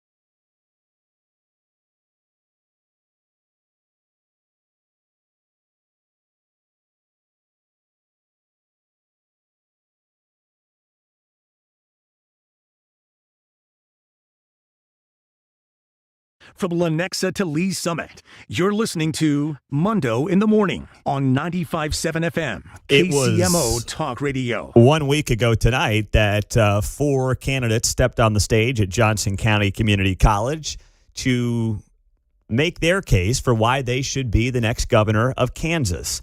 And we've had all the candidates on this week. We are now happy to welcome on and say good morning to the Senate President, Ty Masterson, here on KCMO Talk Radio. Ty, great to have you on the show as always. Let's just rewind it to 1 week ago tonight. How do you feel like it went for you on that debate stage? Hey, good morning, Pete. I mean, it went okay. I mean, debates, I don't know the value of some of them because you really can't win them. You just don't do something dumb and lose them. Right? I thought it went just fine. It was exactly what I expected it to be. Well, listen, I know it was controversial as to whether or not you were going to be there. You did show up and, you took some shots from some of your opponents. You also gave it back. So when you're going into these debates and you have the Trump endorsement, as you noted, what is the end goal for you going into a moment like that on a Friday night at Johnson County Community College? Yeah, well, the end goal there on a televised debate really isn't speaking to the 100 people there in the room or even to Johnson County. Try to create the clips because 95% of the people that experience something out of that debate are going to get it through a media clip or something. So we were just trying to make sure we had clips in place that could kind of get the message out. Well, I mean, that is something that I alluded to last week. It's really about the people that see it after the fact, not the people there or the people locked in that night. So people were saying, hey, every answer that Ty gave was like talking about how he got the Trump endorsement. I said on Monday, that's kind of the point of the whole thing, to use those to then clip them after the fact for commercials or radio ads or whatever it might be. So is that how you viewed it going into it? Because I thought that was strategically the play and the right thing to do, even if someone watching it in real time thought you were leaning into that too much. Yeah, I mean, you nailed it on the head. That was 100% the goal of the evening. Try to get that message out because that means a lot to people and, not have some big gaffe. So what's the thing then when people say, okay, Ty Masterson's got the Trump endorsement, but what else? Like, what is the thing that is going to define this campaign on the issues for Ty Masterson? What do you want that to be? Well, we have to go after the property tax crisis. We have to fix the education crisis. I really want the message now to be unity. The problem we have with Republicans is we sit around in primaries, beat each other up, make it hard in general. The Democrats, I mean, that's the party of open borders, mail-in elections, permanent high energy costs, and fraud, right? I mean, that's the group we have to go after and win. So I'd like to see us working together in unity. So does that mean that you will not be taking swipes at your primary opponents the next few weeks? I don't know if people caught it or not. I didn't initiate anything in that debate. I have not. I've been trying to intentionally not attack any of my Republican friends. There's only one of them that I feel open lane to do that with, and that's Vicki Schmidt, because her record on fundamental things like life and Second Amendment are awful, and that's the focus to be. That's the problem we have in Kansas with Republicans is we'll agree on 95% of things, maybe 98, and then we'll condemn each other over 2% disagreement of an issue that's not even fundamental. But yeah, I'm working for a unity message. Is that really unique to Kansas, though, Todd? Because, I mean, we just saw Texas, we saw Iowa. Is that really unique to Kansas, though? Well, the effect's not unique, but what's unique here is we seem to kill ourselves every other cycle, right? What's unique to Kansas, we go back Democrat, Republican in the governor's office for 70 years, and we have to break that cycle. Yeah, that's true. Ty Masterson's joining us on KCMO. Of course, the Senate president. He's got the Trump endorsement, and he wants to be the next governor. What about the KFL, Kansans for Life endorsement? We have not spoken since that came down. I think that was last Friday morning when that news dropped. The importance of that endorsement for you is what? Well, I'm deeply honored to have that. I appreciate that endorsement and honored to have just as much as I am the Trump endorsement. Those are people that are active in politics and it's fundamental. And to get the Soul endorsement was huge. But I have a record. I've been in the life movement since 1991 in the Summer of Mercy down in Wichita, and so that's been a fundamental issue for me. If I've led on that charge for my entire time working for the Kansas people. When we talk about property taxes, listen, we've talked about it plenty on this show. You and I have had the conversation. I'm sure you're hearing about it all over the state. Is there anything that's come out following that debate last week or any other nuanced policy conversations that you've had with people in recent weeks where you say to yourself, day one as governor, I know you got to get something passed and get it to your desk, but this is the first thing that needs to happen to really start that property tax relief process in Kansas? What is it? Yeah, we have to have limits. Because that's, since all the spending is local on property tax, the state has to put a structure in place. That creates limits that they can't go beyond without the voice of the people. And we're going to try to do that day one. That's honestly why the president endorsed me. They did their due diligence on me, and they know that after that election, Trump's only in office for 2 years after that, and they wanted somebody that was battle tested like the president and could deliver things day one. What's the pushback that you give to people when they say, "Well, Ty, are you the career politician in this race as the guy who's been in elected office for the longest period of time?" What's your response when people say that? That they don't understand the way Kansas politics work. We're a citizen legislature. I'm a career fighter. And you can just see it in my record. Go pick your issue. Go look at it's something, we've been battling these liberal Democrats in the governor's office 16 of the last 24 years. And it's a slog, right? I mean, you're in there. It's not a career. You can't make money at it. You don't make a living. And so you give up time with your family and time with others to get in there and fight. And that's what I've been doing for several years now. Ty Masterson is joining us on KCMO Talk Radio 95.7 FM. The local spending, you've talked a lot about that, whether it's tied to the lack of property tax relief, let's say in a place like Wyandotte County in the wake of the Legends deal and some of the other star bond projects we've talked about, or here in Johnson County. How much responsibility is it for this state party, and if you're the governor, you'll obviously be the face of the state party, to help out with some of these local elections and get good Republicans, not necessarily elected, but even on the ballot, because that's a problem right now in Johnson and Wyandotte County. How much do you see that being part of the role as the potential future face of the party in Kansas? Well, I definitely think there's a role because it's a huge problem, and that's my largest frustration. We don't participate enough in those local elections, so you put these big spenders in these local offices that drive up the spending and the local property tax. I mean, it's not like there's not enough money there. Mm-hmm. And then we have to put limits on them. I've come to believe you really have to choke government down, right? Because even my experience, I put really good conservative people on my appropriations committee, and there wasn't a single one of them that didn't add something to the budget that was important to them. And so in consensus politics, you do everybody's thing. You have to make the decision hard. You have to pull down the revenue that's available. So they have to decide, between this and that, not say we're going to take this and that. It's just you have to push it. You have to have that downward push. Ty Masterson's here on KCMO. Last thing on the education front here in the final minute. We know the mess that some of these schools have become with the spending and some of the other issues that they've faced. Is there a major education overhaul that you would want to see this state attack if you're the next governor? I do. And I think the main thing in the public system, we have to have a real push on literacy. We need to look at what Mississippi's done. They went from the bottom, like 49th in the nation, up to the top 10, and they're really putting a push on literacy between 3rd and 4th grade. And I'm very interested in that because if we don't teach our kids to read, they can't read to learn, and you're seeing that effect in our system. Well, that's true. Ty Masterson on KCMO. Ty, thank you so much for being here. Always appreciate the time, and we'll talk to you soon. Good luck on the campaign trail. Thanks, Pete. Have a great weekend. You as well. Ty Masterson on 95.7 FM. 913-408-7957 is how you join us. We have those Royals tickets we'll give away coming up here in 15 minutes. Mizzou Day is on Sunday. We'll give those away next.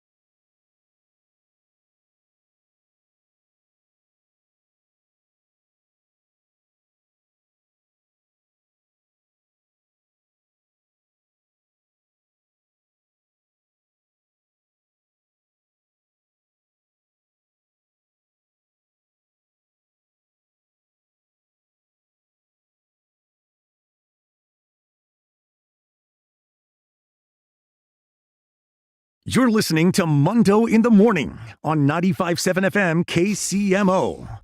Well, we are happy to announce this morning the breaking news earlier in the hour is that KCMO Talk Radio will become the exclusive home of Mizzou sports starting this fall. Very excited about that.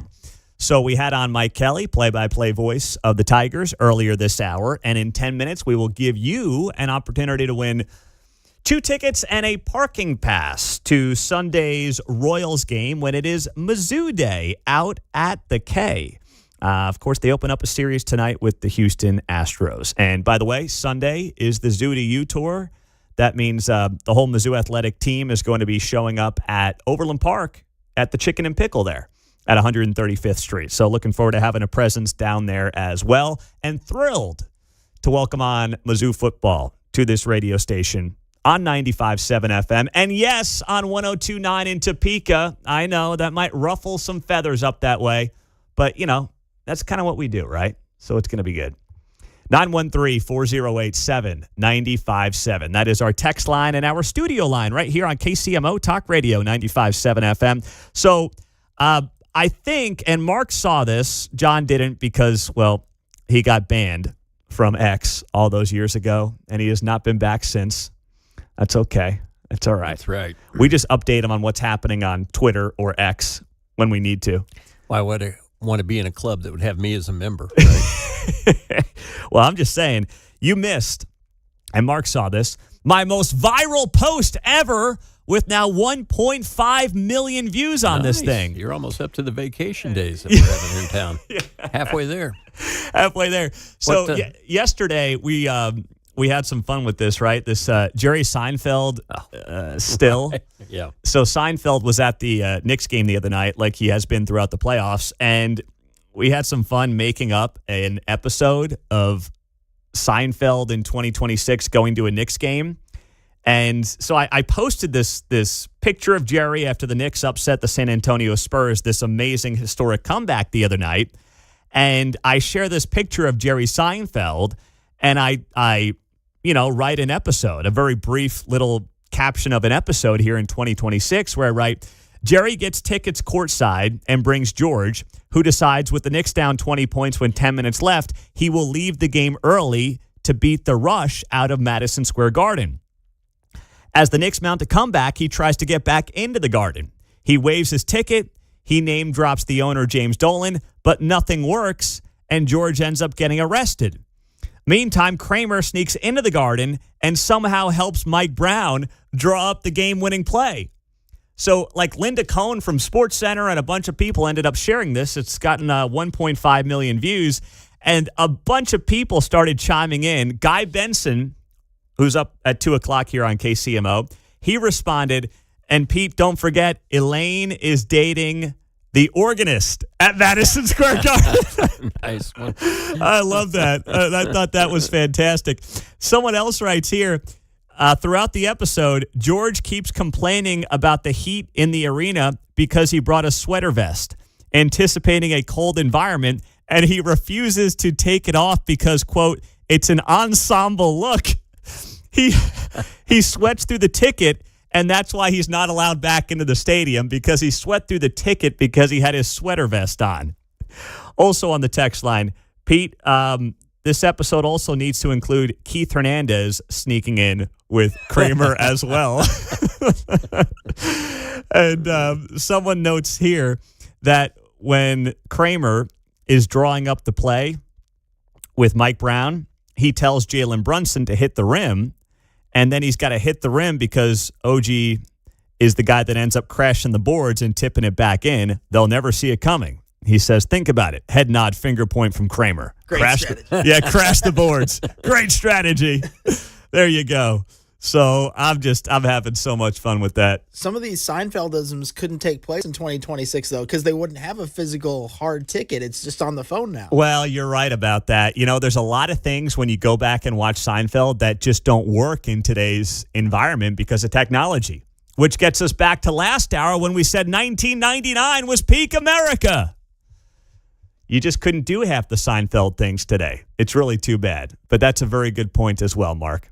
All right, Mark, can you grab that clip from Mayor Lucas I put in last hour? We have not played it yet. Tonight at FIFA Fan Fest, Team USA is taking on Paraguay, and that game is at 8 o'clock. So Fan Fest opens up at World War I today at 4 p.m. Canada plays at 2 o'clock. Fan Fest opens up at 4. You can hang out and watch Team USA play tonight at 8. So Tech Nine is doing his concert tonight at about 10 o'clock. It's once again, the whole thing's free. You got to register to go. You can't just show up to World War I. But tonight's probably going to be a pretty big night down there at World War I because Team USA is playing, and then Tech Nine, of course, Kansas City rapper Tech Nine, is going to be there doing a free show. So the mayor puts up a video this morning of himself with Tech Nine hyping up this thing tonight. And let's take a listen.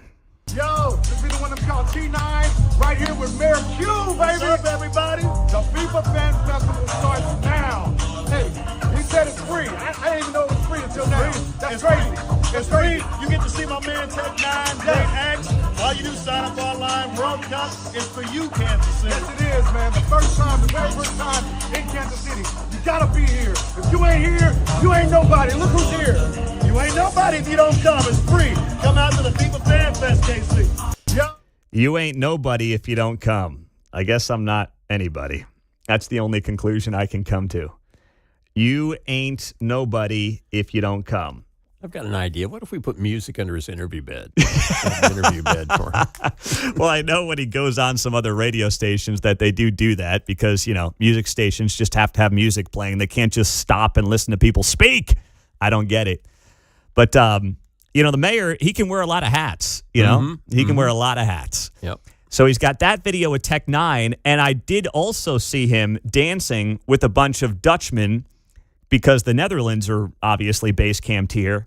So he's doing his white boy Dutch dance. He's hanging out with Tech Nine, doing his thing with Tech Nine, saying you ain't anybody if you don't show up tonight.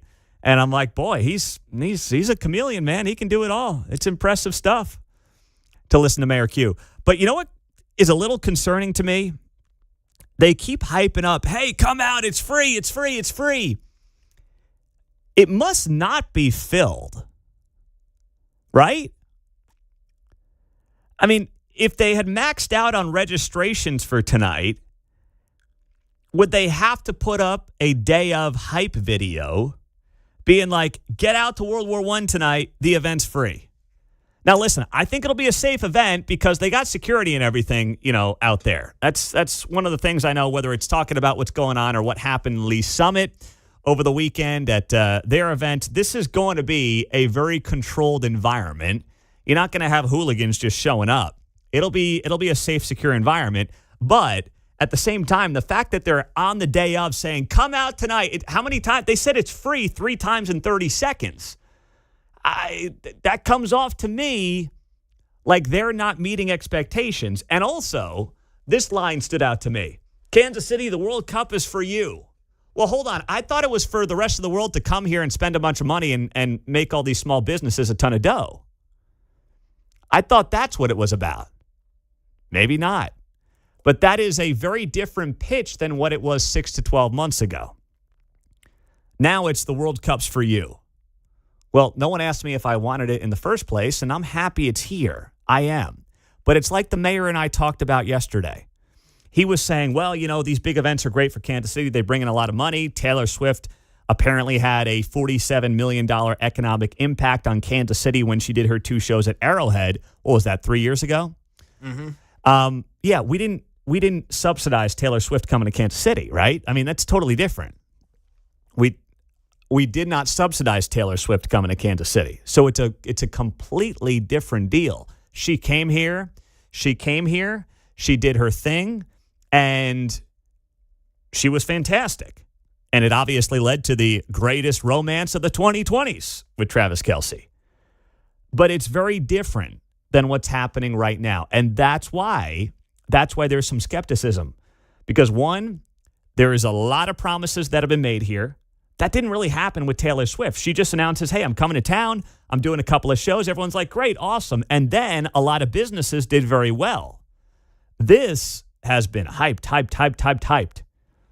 Will it meet the expectations? I hope it does. I want it to for Kansas City. It's really cool that we've got it. But, you know, when you talk about the politicians and you talk about the Chamber of Commerce types, you know, a lot of the times it's them slapping each other on the back and maybe some crumbs fall down to the little guy. And that is still TBD.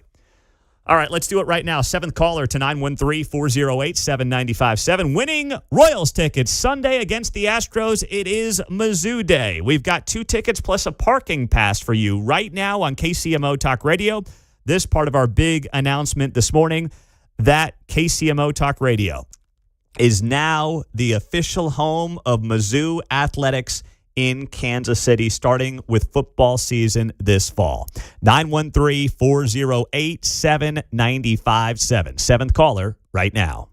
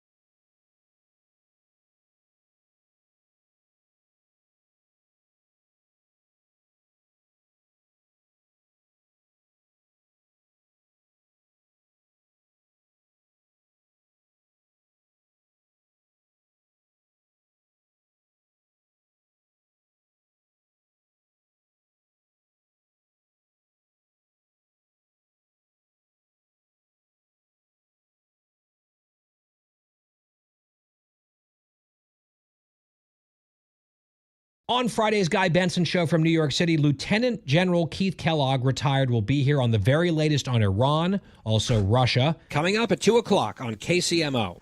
All right, John, who won the Royals tickets? Jerry and Ray Moore on the job here this morning, picking up the tickets and the parking pass to Mizzou Day Sunday at the Royals game. All right, that part of our announcement this morning that KCMO Talk Radio is the brand new exclusive home of Mizzou Athletics in Kansas City. Very excited about that right here on 95.7 FM, 710 AM, and yes, on 102.9 FM in Topeka.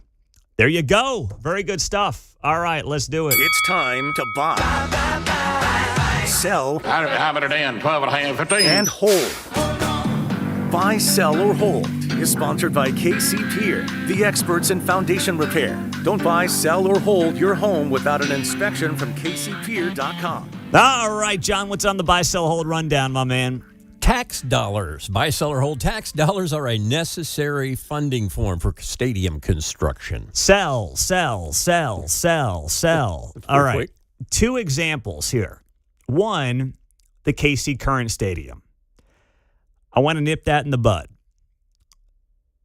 There was a story yesterday. I think Mayor Lucas inadvertently broke the story on this show where he said, hey, the Kansas City Currents are going to be looking at a stadium upgrade. They want to add 6,000 seats, and it's going to be $235 million in bonds in this creation of a new TIF district. That's tax increment financing.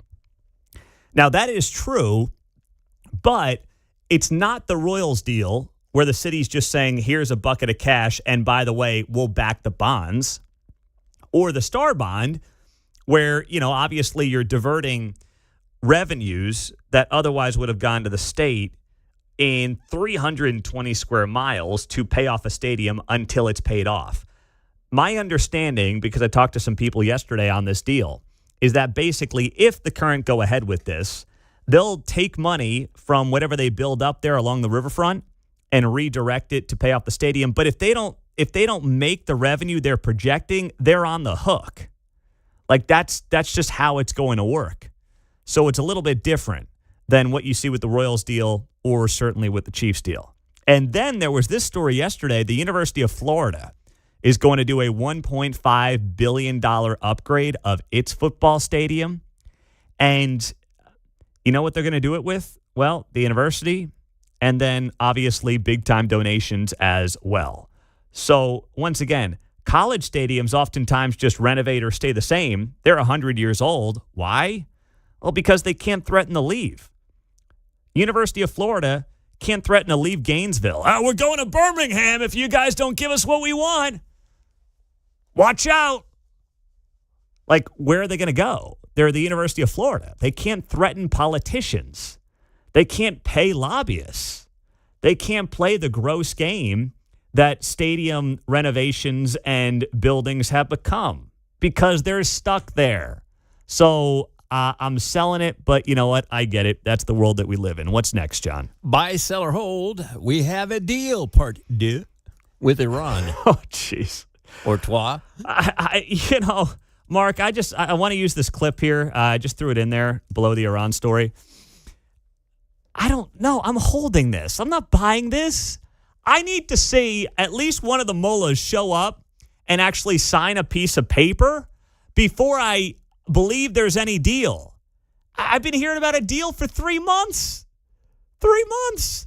I saw this clip this morning, and listen, I love Trump. I'm a 3-time voter, but man, you're killing me. I had a guy in the company at one of the other news talk stations around the country email me yesterday. Hey, man, we got a deal. I literally emailed him back. I said, dude, until I see Trump and someone else signing a piece of paper, there's no deal. All right? Take a listen to this. We have major points of agreement. They want to make a deal. And we are very willing to make a deal. Well, I think we're going to end it. I can't tell you for sure when they want to make a deal so badly. You have no idea how badly they want to make a deal. They want to make a deal so badly. I do see a deal in Iran. We were very close to a deal. I think it's close to over, yeah. I view it as very close to over. It's looking very good that we're going to make a deal with Iran, and it's going to be a good deal. This process should go very quickly. We're going to end that war very quickly. They want to make a deal so badly. We think we're close to a deal, and that's okay. We're in the final throes of what will be a very, very good deal. Okay. That goes back to late March. 12 and a half, 15. I yield back. Yeah. I mean, listen, I want a deal. I want a good deal, first off. Okay. But this is what these guys in Iran do. They run out the clock on you. And they try to pressure you based on American politics into a bad deal. So until I see someone sign a deal, like, I'm not reacting to any of this. I'm just not. What's next on Buy, Sell, Hold, John? All right. Buy, sell, or hold. Team USA parlay. All right. Has the deal. Mark, you got a Team USA parlay for tonight as they open up their World Cup against Paraguay at 8 o'clock? I do. Before we get to that, of course, thanks to FanDuel, you can get $25 free tonight on FanDuel. Basically, you put $25 in on USA to get one shot. All they have to do is shoot it one time at the goal, and you get $25 back. I think I could even do that in a World Cup game. Oh, yeah, exactly. It doesn't have to even hit the bar. You just got to shoot it toward the goal. But anyway, literally, you just got to shoot it towards the goal, and they're giving away money on FanDuel. Essentially. So, John, could you do that? How about that? I don't know if John could do it, but I think I could do it. I don't know. John could do it. I think so. All right, here we go for the parlay, though. I've got Team USA winning the match. I have Christian Pulisic having one shot on target or more. So shot on target means it actually has to hit the goalkeeper's gloves or score the goal. Mm-hmm. So that is a shot on target. And then I have USA getting over 4.5 corner kicks. So USA winning, Pulisic one shot on target or more, and then over 4.5 corners. So Pulisic over, corner kicks over, and then what was the last part? Team USA winning. Oh, just outright. Yeah, outright. Let's go. I'm buying it. 10 to win 50. 10 to win 50. Let's go, Mark. I like the corner kick, too. I like that. Been working hard on those corner kicks with my first and second grade girls, so I'm rooting for the big corner kick tonight. All right. I like that. There you go. Buy, sell, holds wrapping up. Zach Molzer Development. This guy knows Kansas City inside out. He'll join us for our Feature Friday next.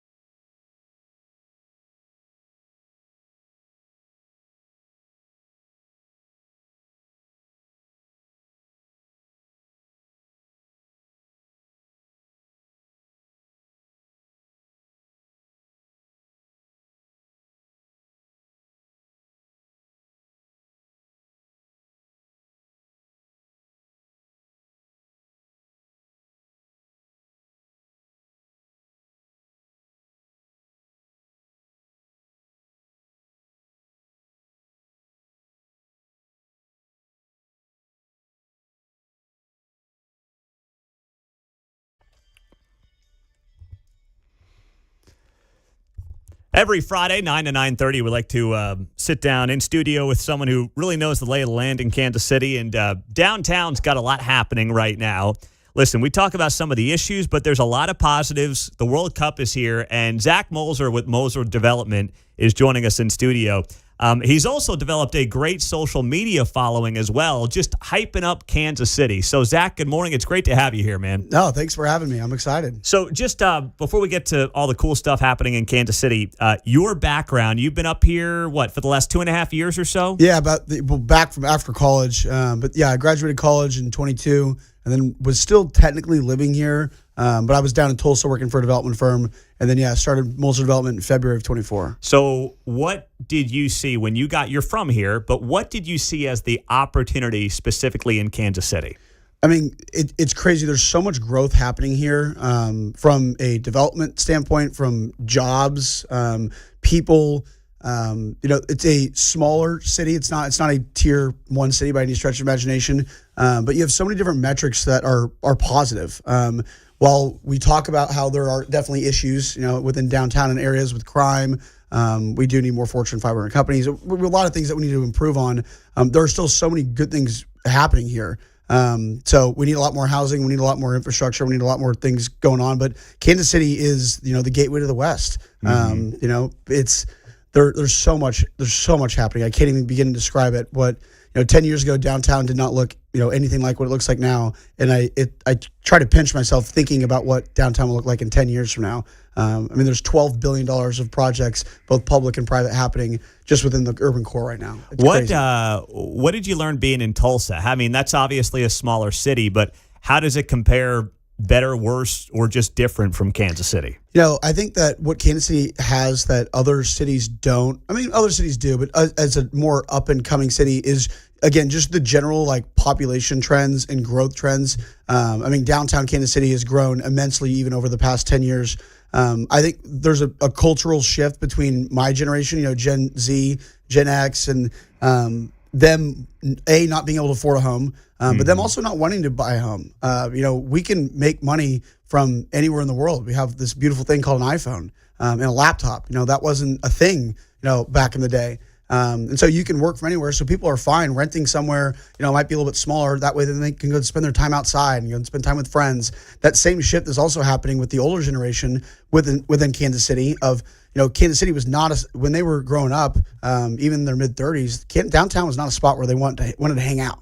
Now that, they're empty nesters and downtown is just hustling and bustling and it's fun, it's vibey. They're like, you know what? Maybe I will get out of Leawood. Maybe I'll go get a spot downtown. And that whole shift is super cool to see, firsthand with a couple of our projects and the demographic that's moving in.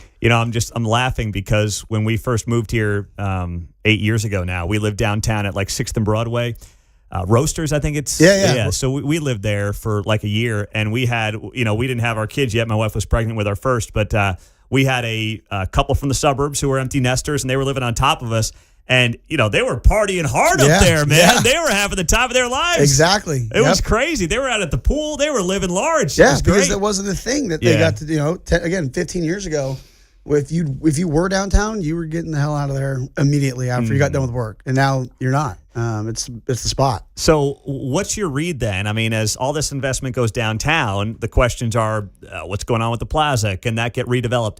Can all these things happen at the same time, or do we have to kind of settle on winners and losers? I think that's a really interesting question. It's a good question to ask, especially as it pertains to Kansas City, because there are so many different pockets here. Yeah. And I've always thought we pick and choose different pockets at a time. While the plaza's been, idle, it's okay, let's go invest in downtown. And then, West Bottoms, Riverfront, 18th and Vine, it's almost like there's always a new shiny object to look at. I think the good news is that there are so many different things happening in all those different pockets. And I always joke that the best person to follow is the best developer. And the best developer, maybe not on timeline and budget-wise, but in terms of just dollars and it happening, is always going to be the city. And so wherever the city's parking their dollars, that typically spurs more development. And so, the city putting in $300+ million in 18th and Vine, that's going to spur development further east. You have Royal Stadium with also, technically speaking, city funds, going into the Midtown Crossroads area. That's going to spur development. city funds in a way, technically speaking, again, at the riverfront, that's going to spur development. So, yes, can it all happen at the same time? 100%. It's just a matter of absorption and, what we actually build. I do think we need more for sale product. We need a lot more bars. We need a lot more restaurants. But at the end of the day, we need a lot more housing, a lot of housing. Yeah. Zach Molzer's our guest, Molzer Development. He does a great job. Find him on X, find him on social media. He's really got the pulse of what's happening downtown in Kansas City. As a guy who's heavily invested in downtown and doing a lot of development downtown, this Morton Amphitheater up north seems to be, really the new shiny object. Yeah. I've got concerns that some of those shows might have come down to T-Mobile. They're not going to anymore. How much concern do you have around that? That is accurate. I will say, though, T-Mobile is one of the highest profiting sports arenas in the country. It's because they get all these events and stuff. I think that this will ideally shift, and we can shift our focus into something bigger. I've always thought that Kansas City, we think a little bit too small. We're very short-sighted. We're like, oh, I don't know. Like, I don't want more people living here, or I don't want this. I think that we need to shift our focus into one of three different things: an NHL team, an NBA team, or a WNBA team. I think that's what we need to shift our focus to, because I totally agree that Morton Amphitheater, it's sweet. It is awesome, and their lineup is crazy. 44 shows? Yeah. 100% it's going to take away from T-Mobile in terms of why go there? Yeah. But then the same thing is going to happen when the Chiefs open up their stadium, when we have a dome, and you have all these things. So they can coexist. We need to start not thinking like we're a tier 3 city and start thinking like we're a tier 2 city. So we can have all these at the same time. You referenced earlier, hey, we don't have enough Fortune 500 companies. No. I mean, the NBA and the NHL would say that's why we can't come here right now, because who's going to pony up $5 to $10 billion for a team? And do you guys have the Fortune 500s to support suites? How do you go about that? As a guy who I know travels a lot and goes to other cities in this space in our economy, what's the answer? You need to incentivize it. I mean, at the end of the day, the city, it's on the city. It's on the leadership. It's on council. To incentivize, you mean the team or the Fortune 500? The Fortune 500, the jobs. The city needs to incentivize, saying, hey, if you come here, we will help with public financing. We will help build you an office building. And I know that is a hot take for public subsidies, for billionaires.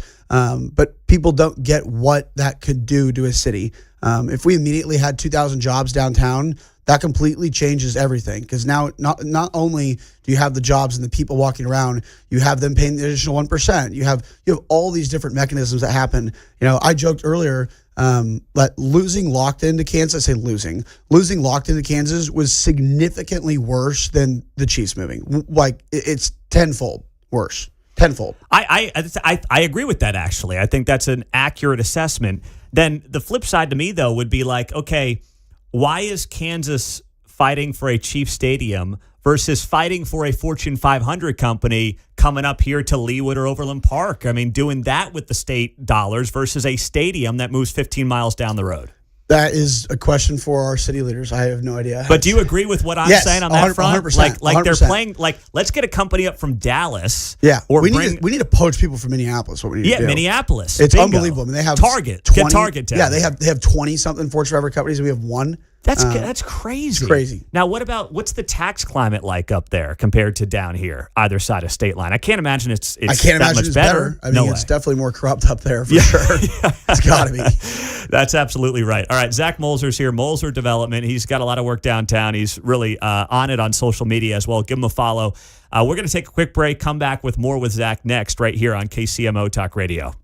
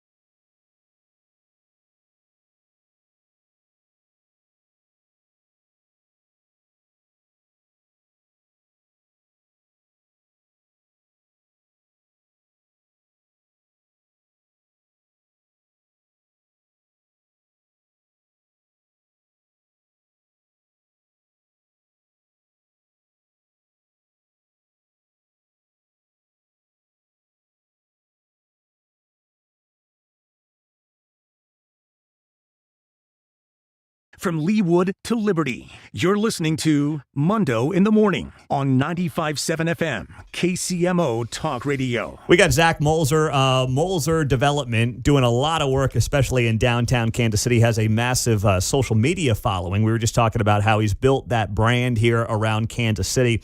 They got 1 million plus on social media between all the different platforms, Instagram, X, TikTok, Facebook. Do a really good job. So, Zach, we talk about what you've done here in Kansas City the last couple of years. You've obviously made yourself a big presence here in a short period of time. You've also done a lot of work around the country, or seen a lot of work around the country as well. Is there something that Kansas City should be aspiring to be, like a city that you're like, that city does it right? Yeah. My favorite quote ever is from Roy McIlroy. He just got done winning his second major at like 24 or 25 years old. You a golf guy? Yeah. All right. Love to golf. And, a reporter asked him, says, Roy, you just won your second major. You're 24. How does it feel to be the next Tiger Woods?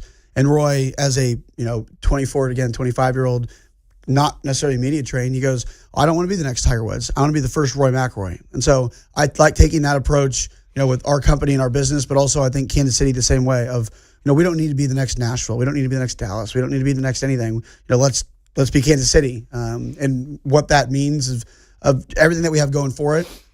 We just got to continue to do that. Now, other aspects of other cities that are beautiful that we need to implement, 100%. We need more walkability. We need more transit. We need more public infrastructure. Like one of my favorite spots in the United States, it's so weird to say, is Atlanta. I love the Beltline in Atlanta, and I think that we need to implement something like that, where you have 22 miles of a walkable Beltline that runs right through the heart of downtown and midtown, where you have people walking, running on strollers, walking their kids, walking their dogs. All along the whole way, you have housing, you have row homes, you have for sale, you have apartments, you have retail shops, you have restaurants, you have bars, all on this 22-mile trail. That's something I think that we need to start implementing here, connecting all of Kansas City together, which we're starting with Riverfront in a sense. Yeah. How much, listen, we talk a lot about the crime. You can't avoid it here in Kansas City. How much does that deter people from out of town from investing here? I think there's a 3-tier cycle, and you can start anywhere on this cycle, and it all matters with like the 3 main points that we need in Kansas City. We need housing, a lot more housing, because that obviously we've built the city that we can't afford. We're one of the largest cities in a sense in terms of square miles. We built the city we can't afford. We need 300,000 more people living here to afford the city that we have.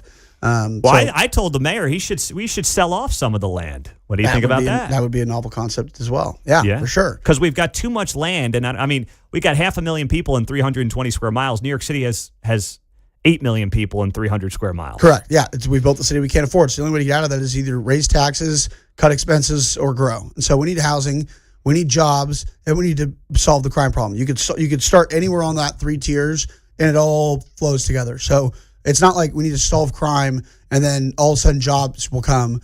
They all have to happen together. We need more people here, but jobs bring people, jobs and people deter crime. It all kind of flows together. So I think we're doing a better job than we have over the past couple of years. The statistics show that, but there's still a problem. Yes. Crime is definitely still a problem. That being said, crime is going to be a problem in any metropolitan larger city, Yes. but we do need to solve that. We do need to figure that out. We need more bodies. But at the end of the day, if you have more infrastructure, if you have more housing, you have more spots, oddly enough, people don't love committing crimes and doing bad things if there's density. They just don't. Because they don't like it when there's people around. So if you look at a crime map here in Kansas City, the crime map clearly shows where it is. There's more vacant land. There's less eyeballs. More crime happens. What about when it comes to that crime issue and kind of weaving this all together? Kansas City does seem to have a lot of red tape. You deal with it as a developer. It's unbelievable. It is, right? It's not good. And then listen, there also are some tax concerns, high sales tax numbers. The earnings tax piece, some people have, said, I'll just go to Kansas to save myself 1%. How big of an impediment are those things? Not as bad. We haven't seen that as, immensely on our side. We're opening up our first project, technically speaking, even though the Aladdin's the first, the Holtman building. And we're bringing in, we pre-leased all of the office and retail. We're bringing in about 100 new jobs that were not in Kansas City, Missouri, that are coming downtown. And none of them had a concern about 1%. Molzer Development, we were based out of Leawood. We moved our HQ downtown, so now I'm paying another 1%. I think it's the price you pay to be in the spot. Be in the neck of the woods that you want to be in. While I do think that Kansas and Missouri need to quit the fighting match and just I don't know, like talk to each other. You mean the border war that was we can truce we can and coexist. wasn't? Yeah. Yes, we can coexist, but for whatever reason we act like we can't. So well, you mentioned though incentives, and I know. Listen, you're in the development space, so obviously you're going to be supportive of them to some degree. But if we're fighting as states using incentives, you're literally yeah, it's insane. Like we should be. They're using the public dollars and fighting against each other. Well, that's what I mean. Like I'm all about fighting Missouri and Kansas based on like, hey, who's got the better tax rate? Who's got the less red tape? But fighting with tax dollars is not really fighting. Fighting with like the voters' tax dollars to fund a stadium, like that whole situation was just hilarious to me. It's like, no, we'll give you more money. No, we'll give you more money. It's like, can I get in on this? Yeah. Like, hey, I want a new stadium ticket. Can I exactly. It's just funny how it works. But at the end of the day, like people are very short-sighted when it comes to talking about like the way that the tax situation works and how these things are funded. Like, while technically speaking, they're not directly paying for the stadium. In a way, we are, but also they reap the rewards of it. If you're never going to go out and about, you're always just going to sit at home. You're right. You're not winning. You lose. Yeah. But if you are using these streets, if you're going out to eat, if you're doing anything, you are winning because there's going to be more and more things happening around those areas because of this public investment, because these dollars going in there. But then to your point, there's also, billions of dollars being funded by these individuals as well. Yeah. And then the question becomes, though, too, are you robbing Peter to pay Paul? And that's kind of TBD, right? Yeah. It just depends on the project and the place and things like that. I would argue that a downtown ballpark means a lot more to an area and to a district in terms of like the true benefit than a Chiefs stadium. I agree. Purely because with the Chiefs Stadium, you have 11 games a year. Yes, we will host a Super Bowl. One. I said a Super Bowl. Yes, we will host one because everyone has a new stadium. You'll get one. Yeah. Will we host a Final Four? Yeah. Maybe one. Yeah. But maybe. it's not like will we have some more artists come to town and things like that? That maybe can't fit at T-Mobile that would maybe go there. Maybe. Yeah. But are you going to get $1 billion of housing in KCK just because there's a Chiefs Stadium? No. Are you going to get that within downtown because of Royal Stadium? Absolutely. Maybe. Yeah. There's 82 games, and I can say that absolutely because we're working on probably $100 million worth of projects down in that area that we'll break ground on over the next couple of years. So you will see that because we're seeing that. And we're doing that. I agree that Royal Stadium has much more upside than the Chiefs Stadium does. 82 games a year. There's so many different times where I would be down at the Aladdin and I'd have an investor in town from wherever. And if I saw on my phone, oh my gosh, it's the third inning of the Royals game. Let's go hop on the streetcar. Let's go to the Royals game for a couple innings. Absolutely. I was at Royals game on Tuesday and I was talking with their ticket guy. I go, as soon as you guys figure things out, I know we're at least 2 years out from you guys figuring out like what the layout is, the suites, all that stuff. I go, put me on the list. I go, I'm in. I go, my office is 3 blocks from where that stadium will be, so we want to have access to it all the time. Very cool. All right, Zach, I got a minute here. Zach Molzer Development. The World Cup, how will you define it as a success or a failure? I think that we need to start thinking of the World Cup as like not the ending point, but that's the beginning. Regardless of who shows up, regardless of the 650,000 unique visitors, whatever happens, like that part doesn't matter. We need to think of it like we have the national eyeballs on us, regardless of who comes here. We need to lean into that and figure out what works. What did we do temporarily for the World Cup? Whether that be transit, whether that be the added buses, like what is working that then immediately goes away after the World Cup and be like, oh, that was good. Why don't we do that? Or the flip side is what sucked? What are these people that are coming in from out of the country here and they're like, that was bad, or we're like, wow, this just didn't work the way we wanted to. If we ever want to have an opportunity to ever do something and host something like this again, let's implement that. So both those things, we need to be able to learn from what we're doing good and bad. Zach Molzer Development, 1 million+ followers on all the social media platforms, developing right here in Kansas City. Appreciate you coming in, my man. Thanks so much. Thank you so much. Appreciate it. News in a minute. We're back with our caller of the day.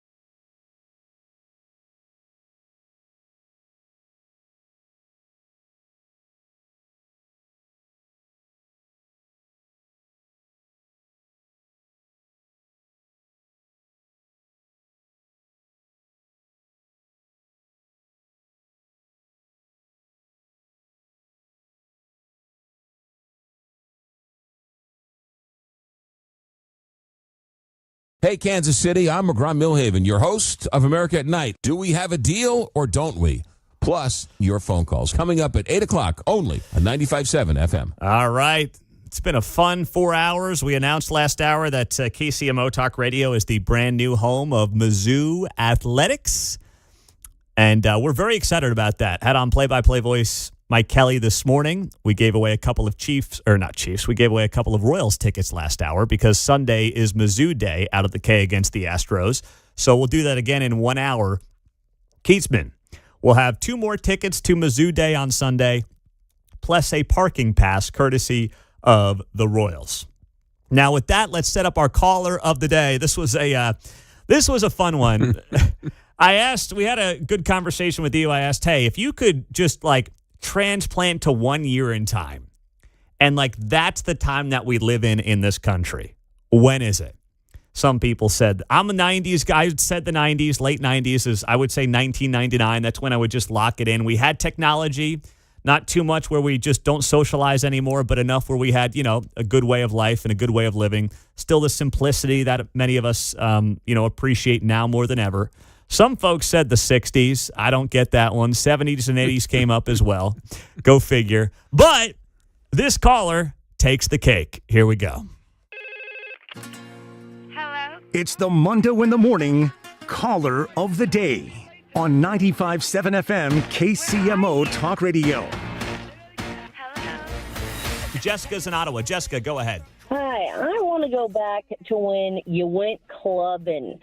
I remember going to Orlando's teen night when I was 14 to 18, and it was a blast. You don't dance like that anymore. Nobody dances. They're just on their phones or whatever. I think it's so sad. You go into a restaurant, nobody's talking. I want to be there in the time where let's go get sweaty. Let's go to a club. Let's stay out late and just find each other. I miss those days. You know what, Jessica? Let's go get sweaty. That may be a new drop on the show. Nice job. Well done. Excellent work by you. I'm with you. Let's go get sweaty. I appreciate that. All right. You have a great day. She's somewhere getting sweaty right now. I know it. Present in the moment. Wherever she is, she's present. I miss live when she said it, Orlando's. I remember Orlando's when I was in high school. Where was it? It was over in Olathe, kind of Santa Fe and Ridgeview-ish area. Okay. Kind of in that area, I guess. Okay. It's where the Big Lots just got taken out. It's right over there. Oh, yeah. Off I-35. Yeah, going east from Ridgeview on Santa Fe. Yep. Yeah. Exactly right. Oh boy, that's quite a scene down there. It was popping for the you could get in if you were, I think, 16, so it was kind of a high school-ish club, but you shouldn't be in there probably. Now, she picked something very real, and she talked about being present in the moment.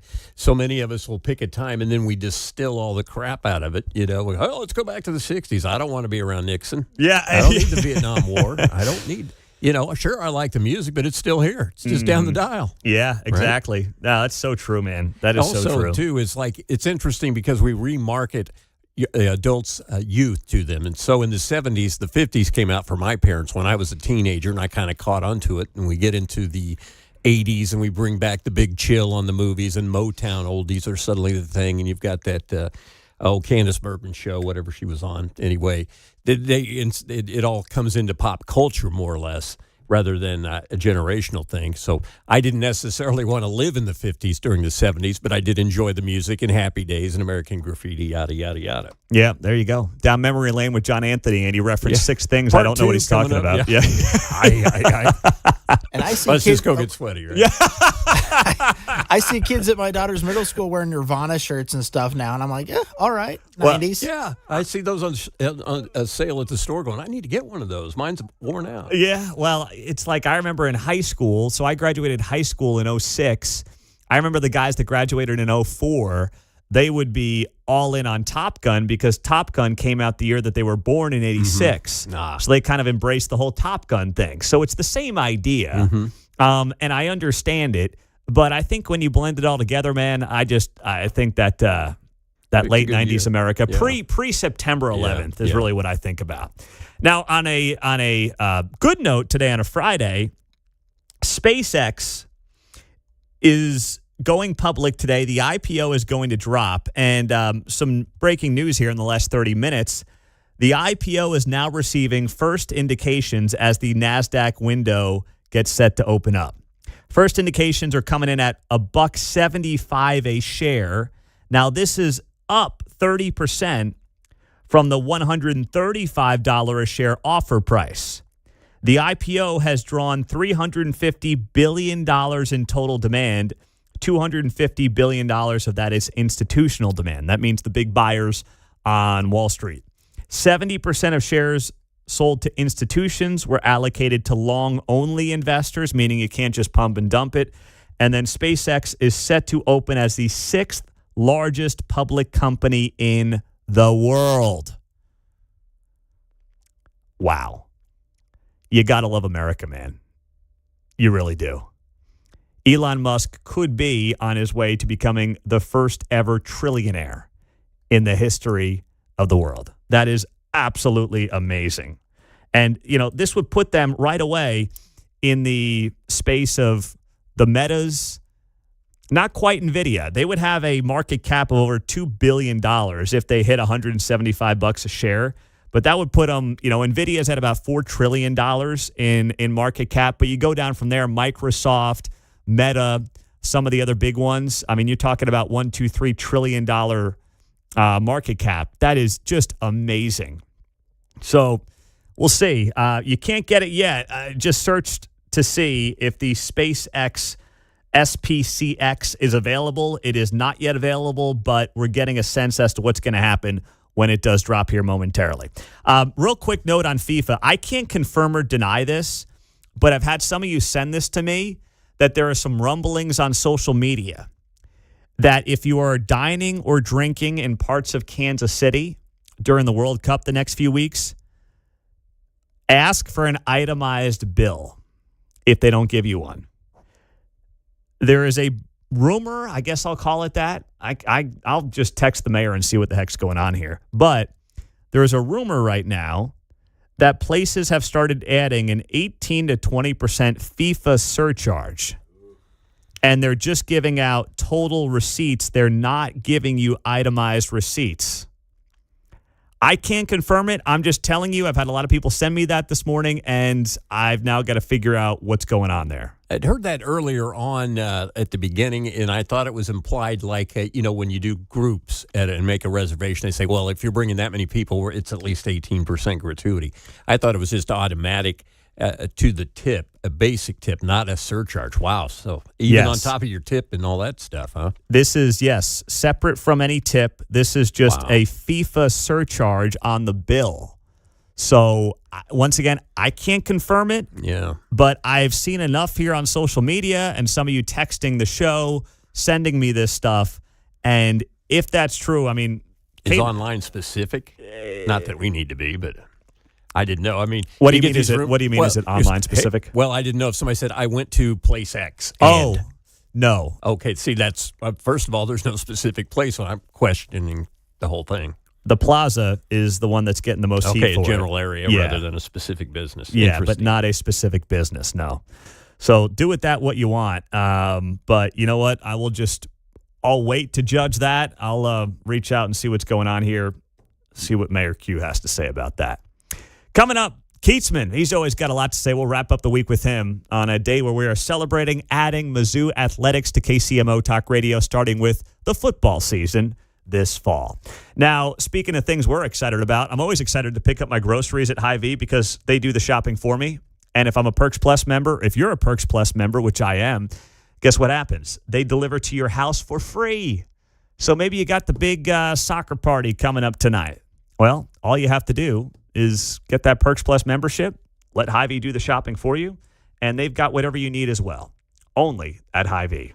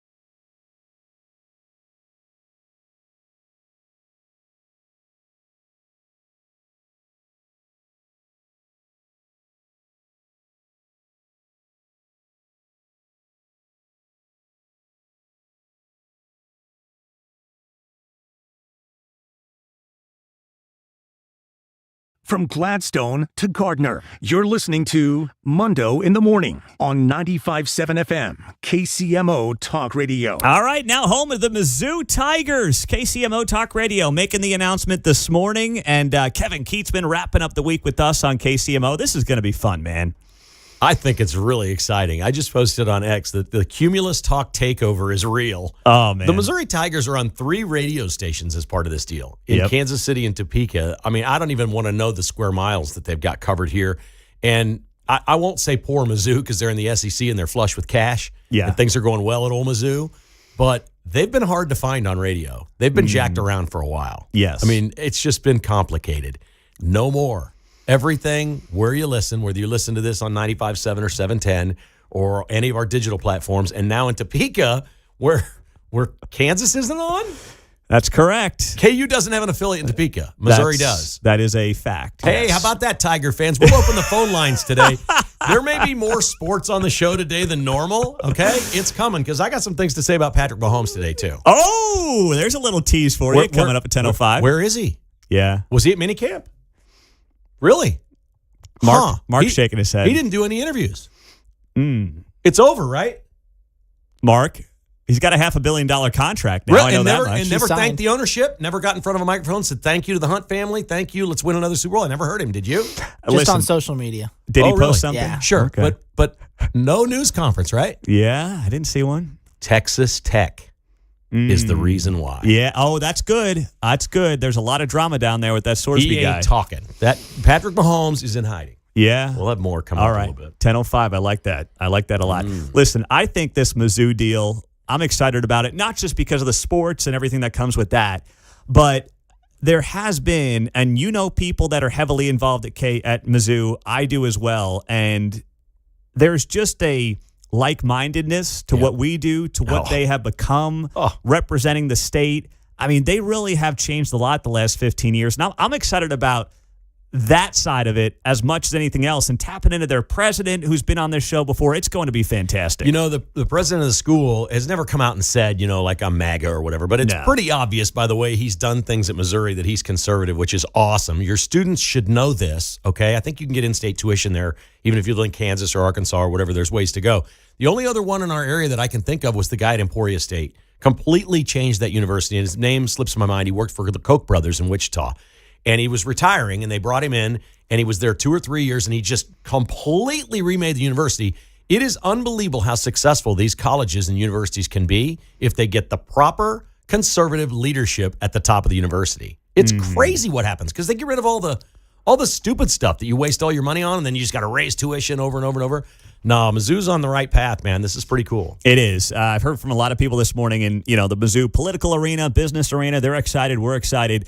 And you're right. It's been hard to find them around town here. They get jacked all over the place. And it's like, no, you guys are getting, like you said, not just Kansas City, 95.7, 710 AM. You're getting Topeka, and you're going to know we're going to own this thing like people didn't in the past. I honestly had a guy tell me one time, well, they were on 16-something AM. I said, I didn't know it went to 16. You're up there with the airplane pilots. What is that? Is ham radio? And that comes from a guy who started his career on high wattage AM. 1510. I thought that's where it ended. I'm like, what? I'd heard of 1540 in this town, John, back in the day, but I'd never heard of anything higher than that. Yeah, that's funny. That's funny. All right. Well, we've got SpaceX IPO dropping this morning. Did you get any of your money in on the SpaceX IPO? My advisor recommended that I wait because they think there's going to be a pullback. They think all these billions that have been invested privately into this company, those people are all making money today. Yeah. I mean, a lot of money. 4,000 people that work there are about to become millionaires today. And they just said, we don't know. It may just take off and never come back, but let's just give it a little time and see what happens. So I think that's the play. But I wanted to get it like right at the bell. I'm like, I want in. I'm scared. You get FOMO on these things. You do. You're right. But you can't be the chaser on that stuff, It's like a Chiefs Super Bowl. Get the line now. The game's in 11 days. Bet it now. Oh, that's so funny, man. Keatsman's, of course, wrapping up the show with us here on KCMO. Some asking on the text line, yes, Mizzou basketball as well. We're doing it all. We're going to have some women's games on, a handful of women's basketball, might sprinkle in some baseball too. Yes, please. Yes, please. The coaches SEC shows. Baseball, they're so good. Coaches shows. And for you KU fans getting mad, on 9/11, it's a Friday night, we're going to have KU Mizzou. We will. So yes. that's nice. Yes, we will have KU Mizzou on Friday night, September 11th, when they play that game. So the KU game that night will be on in Topeka. Yeah. Okay, good. How about that, Jayhawks? We're going to be on in Topeka on September 11th. Oh, geez. Kevin's having too much fun. Kevin said before we got on the air, he goes, you shouldn't have told me that. You about shouldn't have Topeka. told me that. Yeah, he literally said that to me. Oh, my gosh. All right. Fan Fest tonight, Team USA. You going to be watching the soccer tonight? I will watch the soccer tonight. Yeah. Well, it's going to time out just right. I think I'm going to play a little golf this afternoon and get home, have some dinner, feed the dog, and sit down and watch some soccer. And I'm prepared to be disappointed by Team USA. So anything they do good is going to be beyond my expectation. You will not be at Fan Fest. I don't know that. It lasts for 5 or 6 weeks, but not tonight. Not no, tonight. I might go down there at some point. I'm a little concerned because I heard Mayor Q do that video with Tech 9 this morning on social media, and they hammered 3 times in 30 seconds, it's a free event, come down.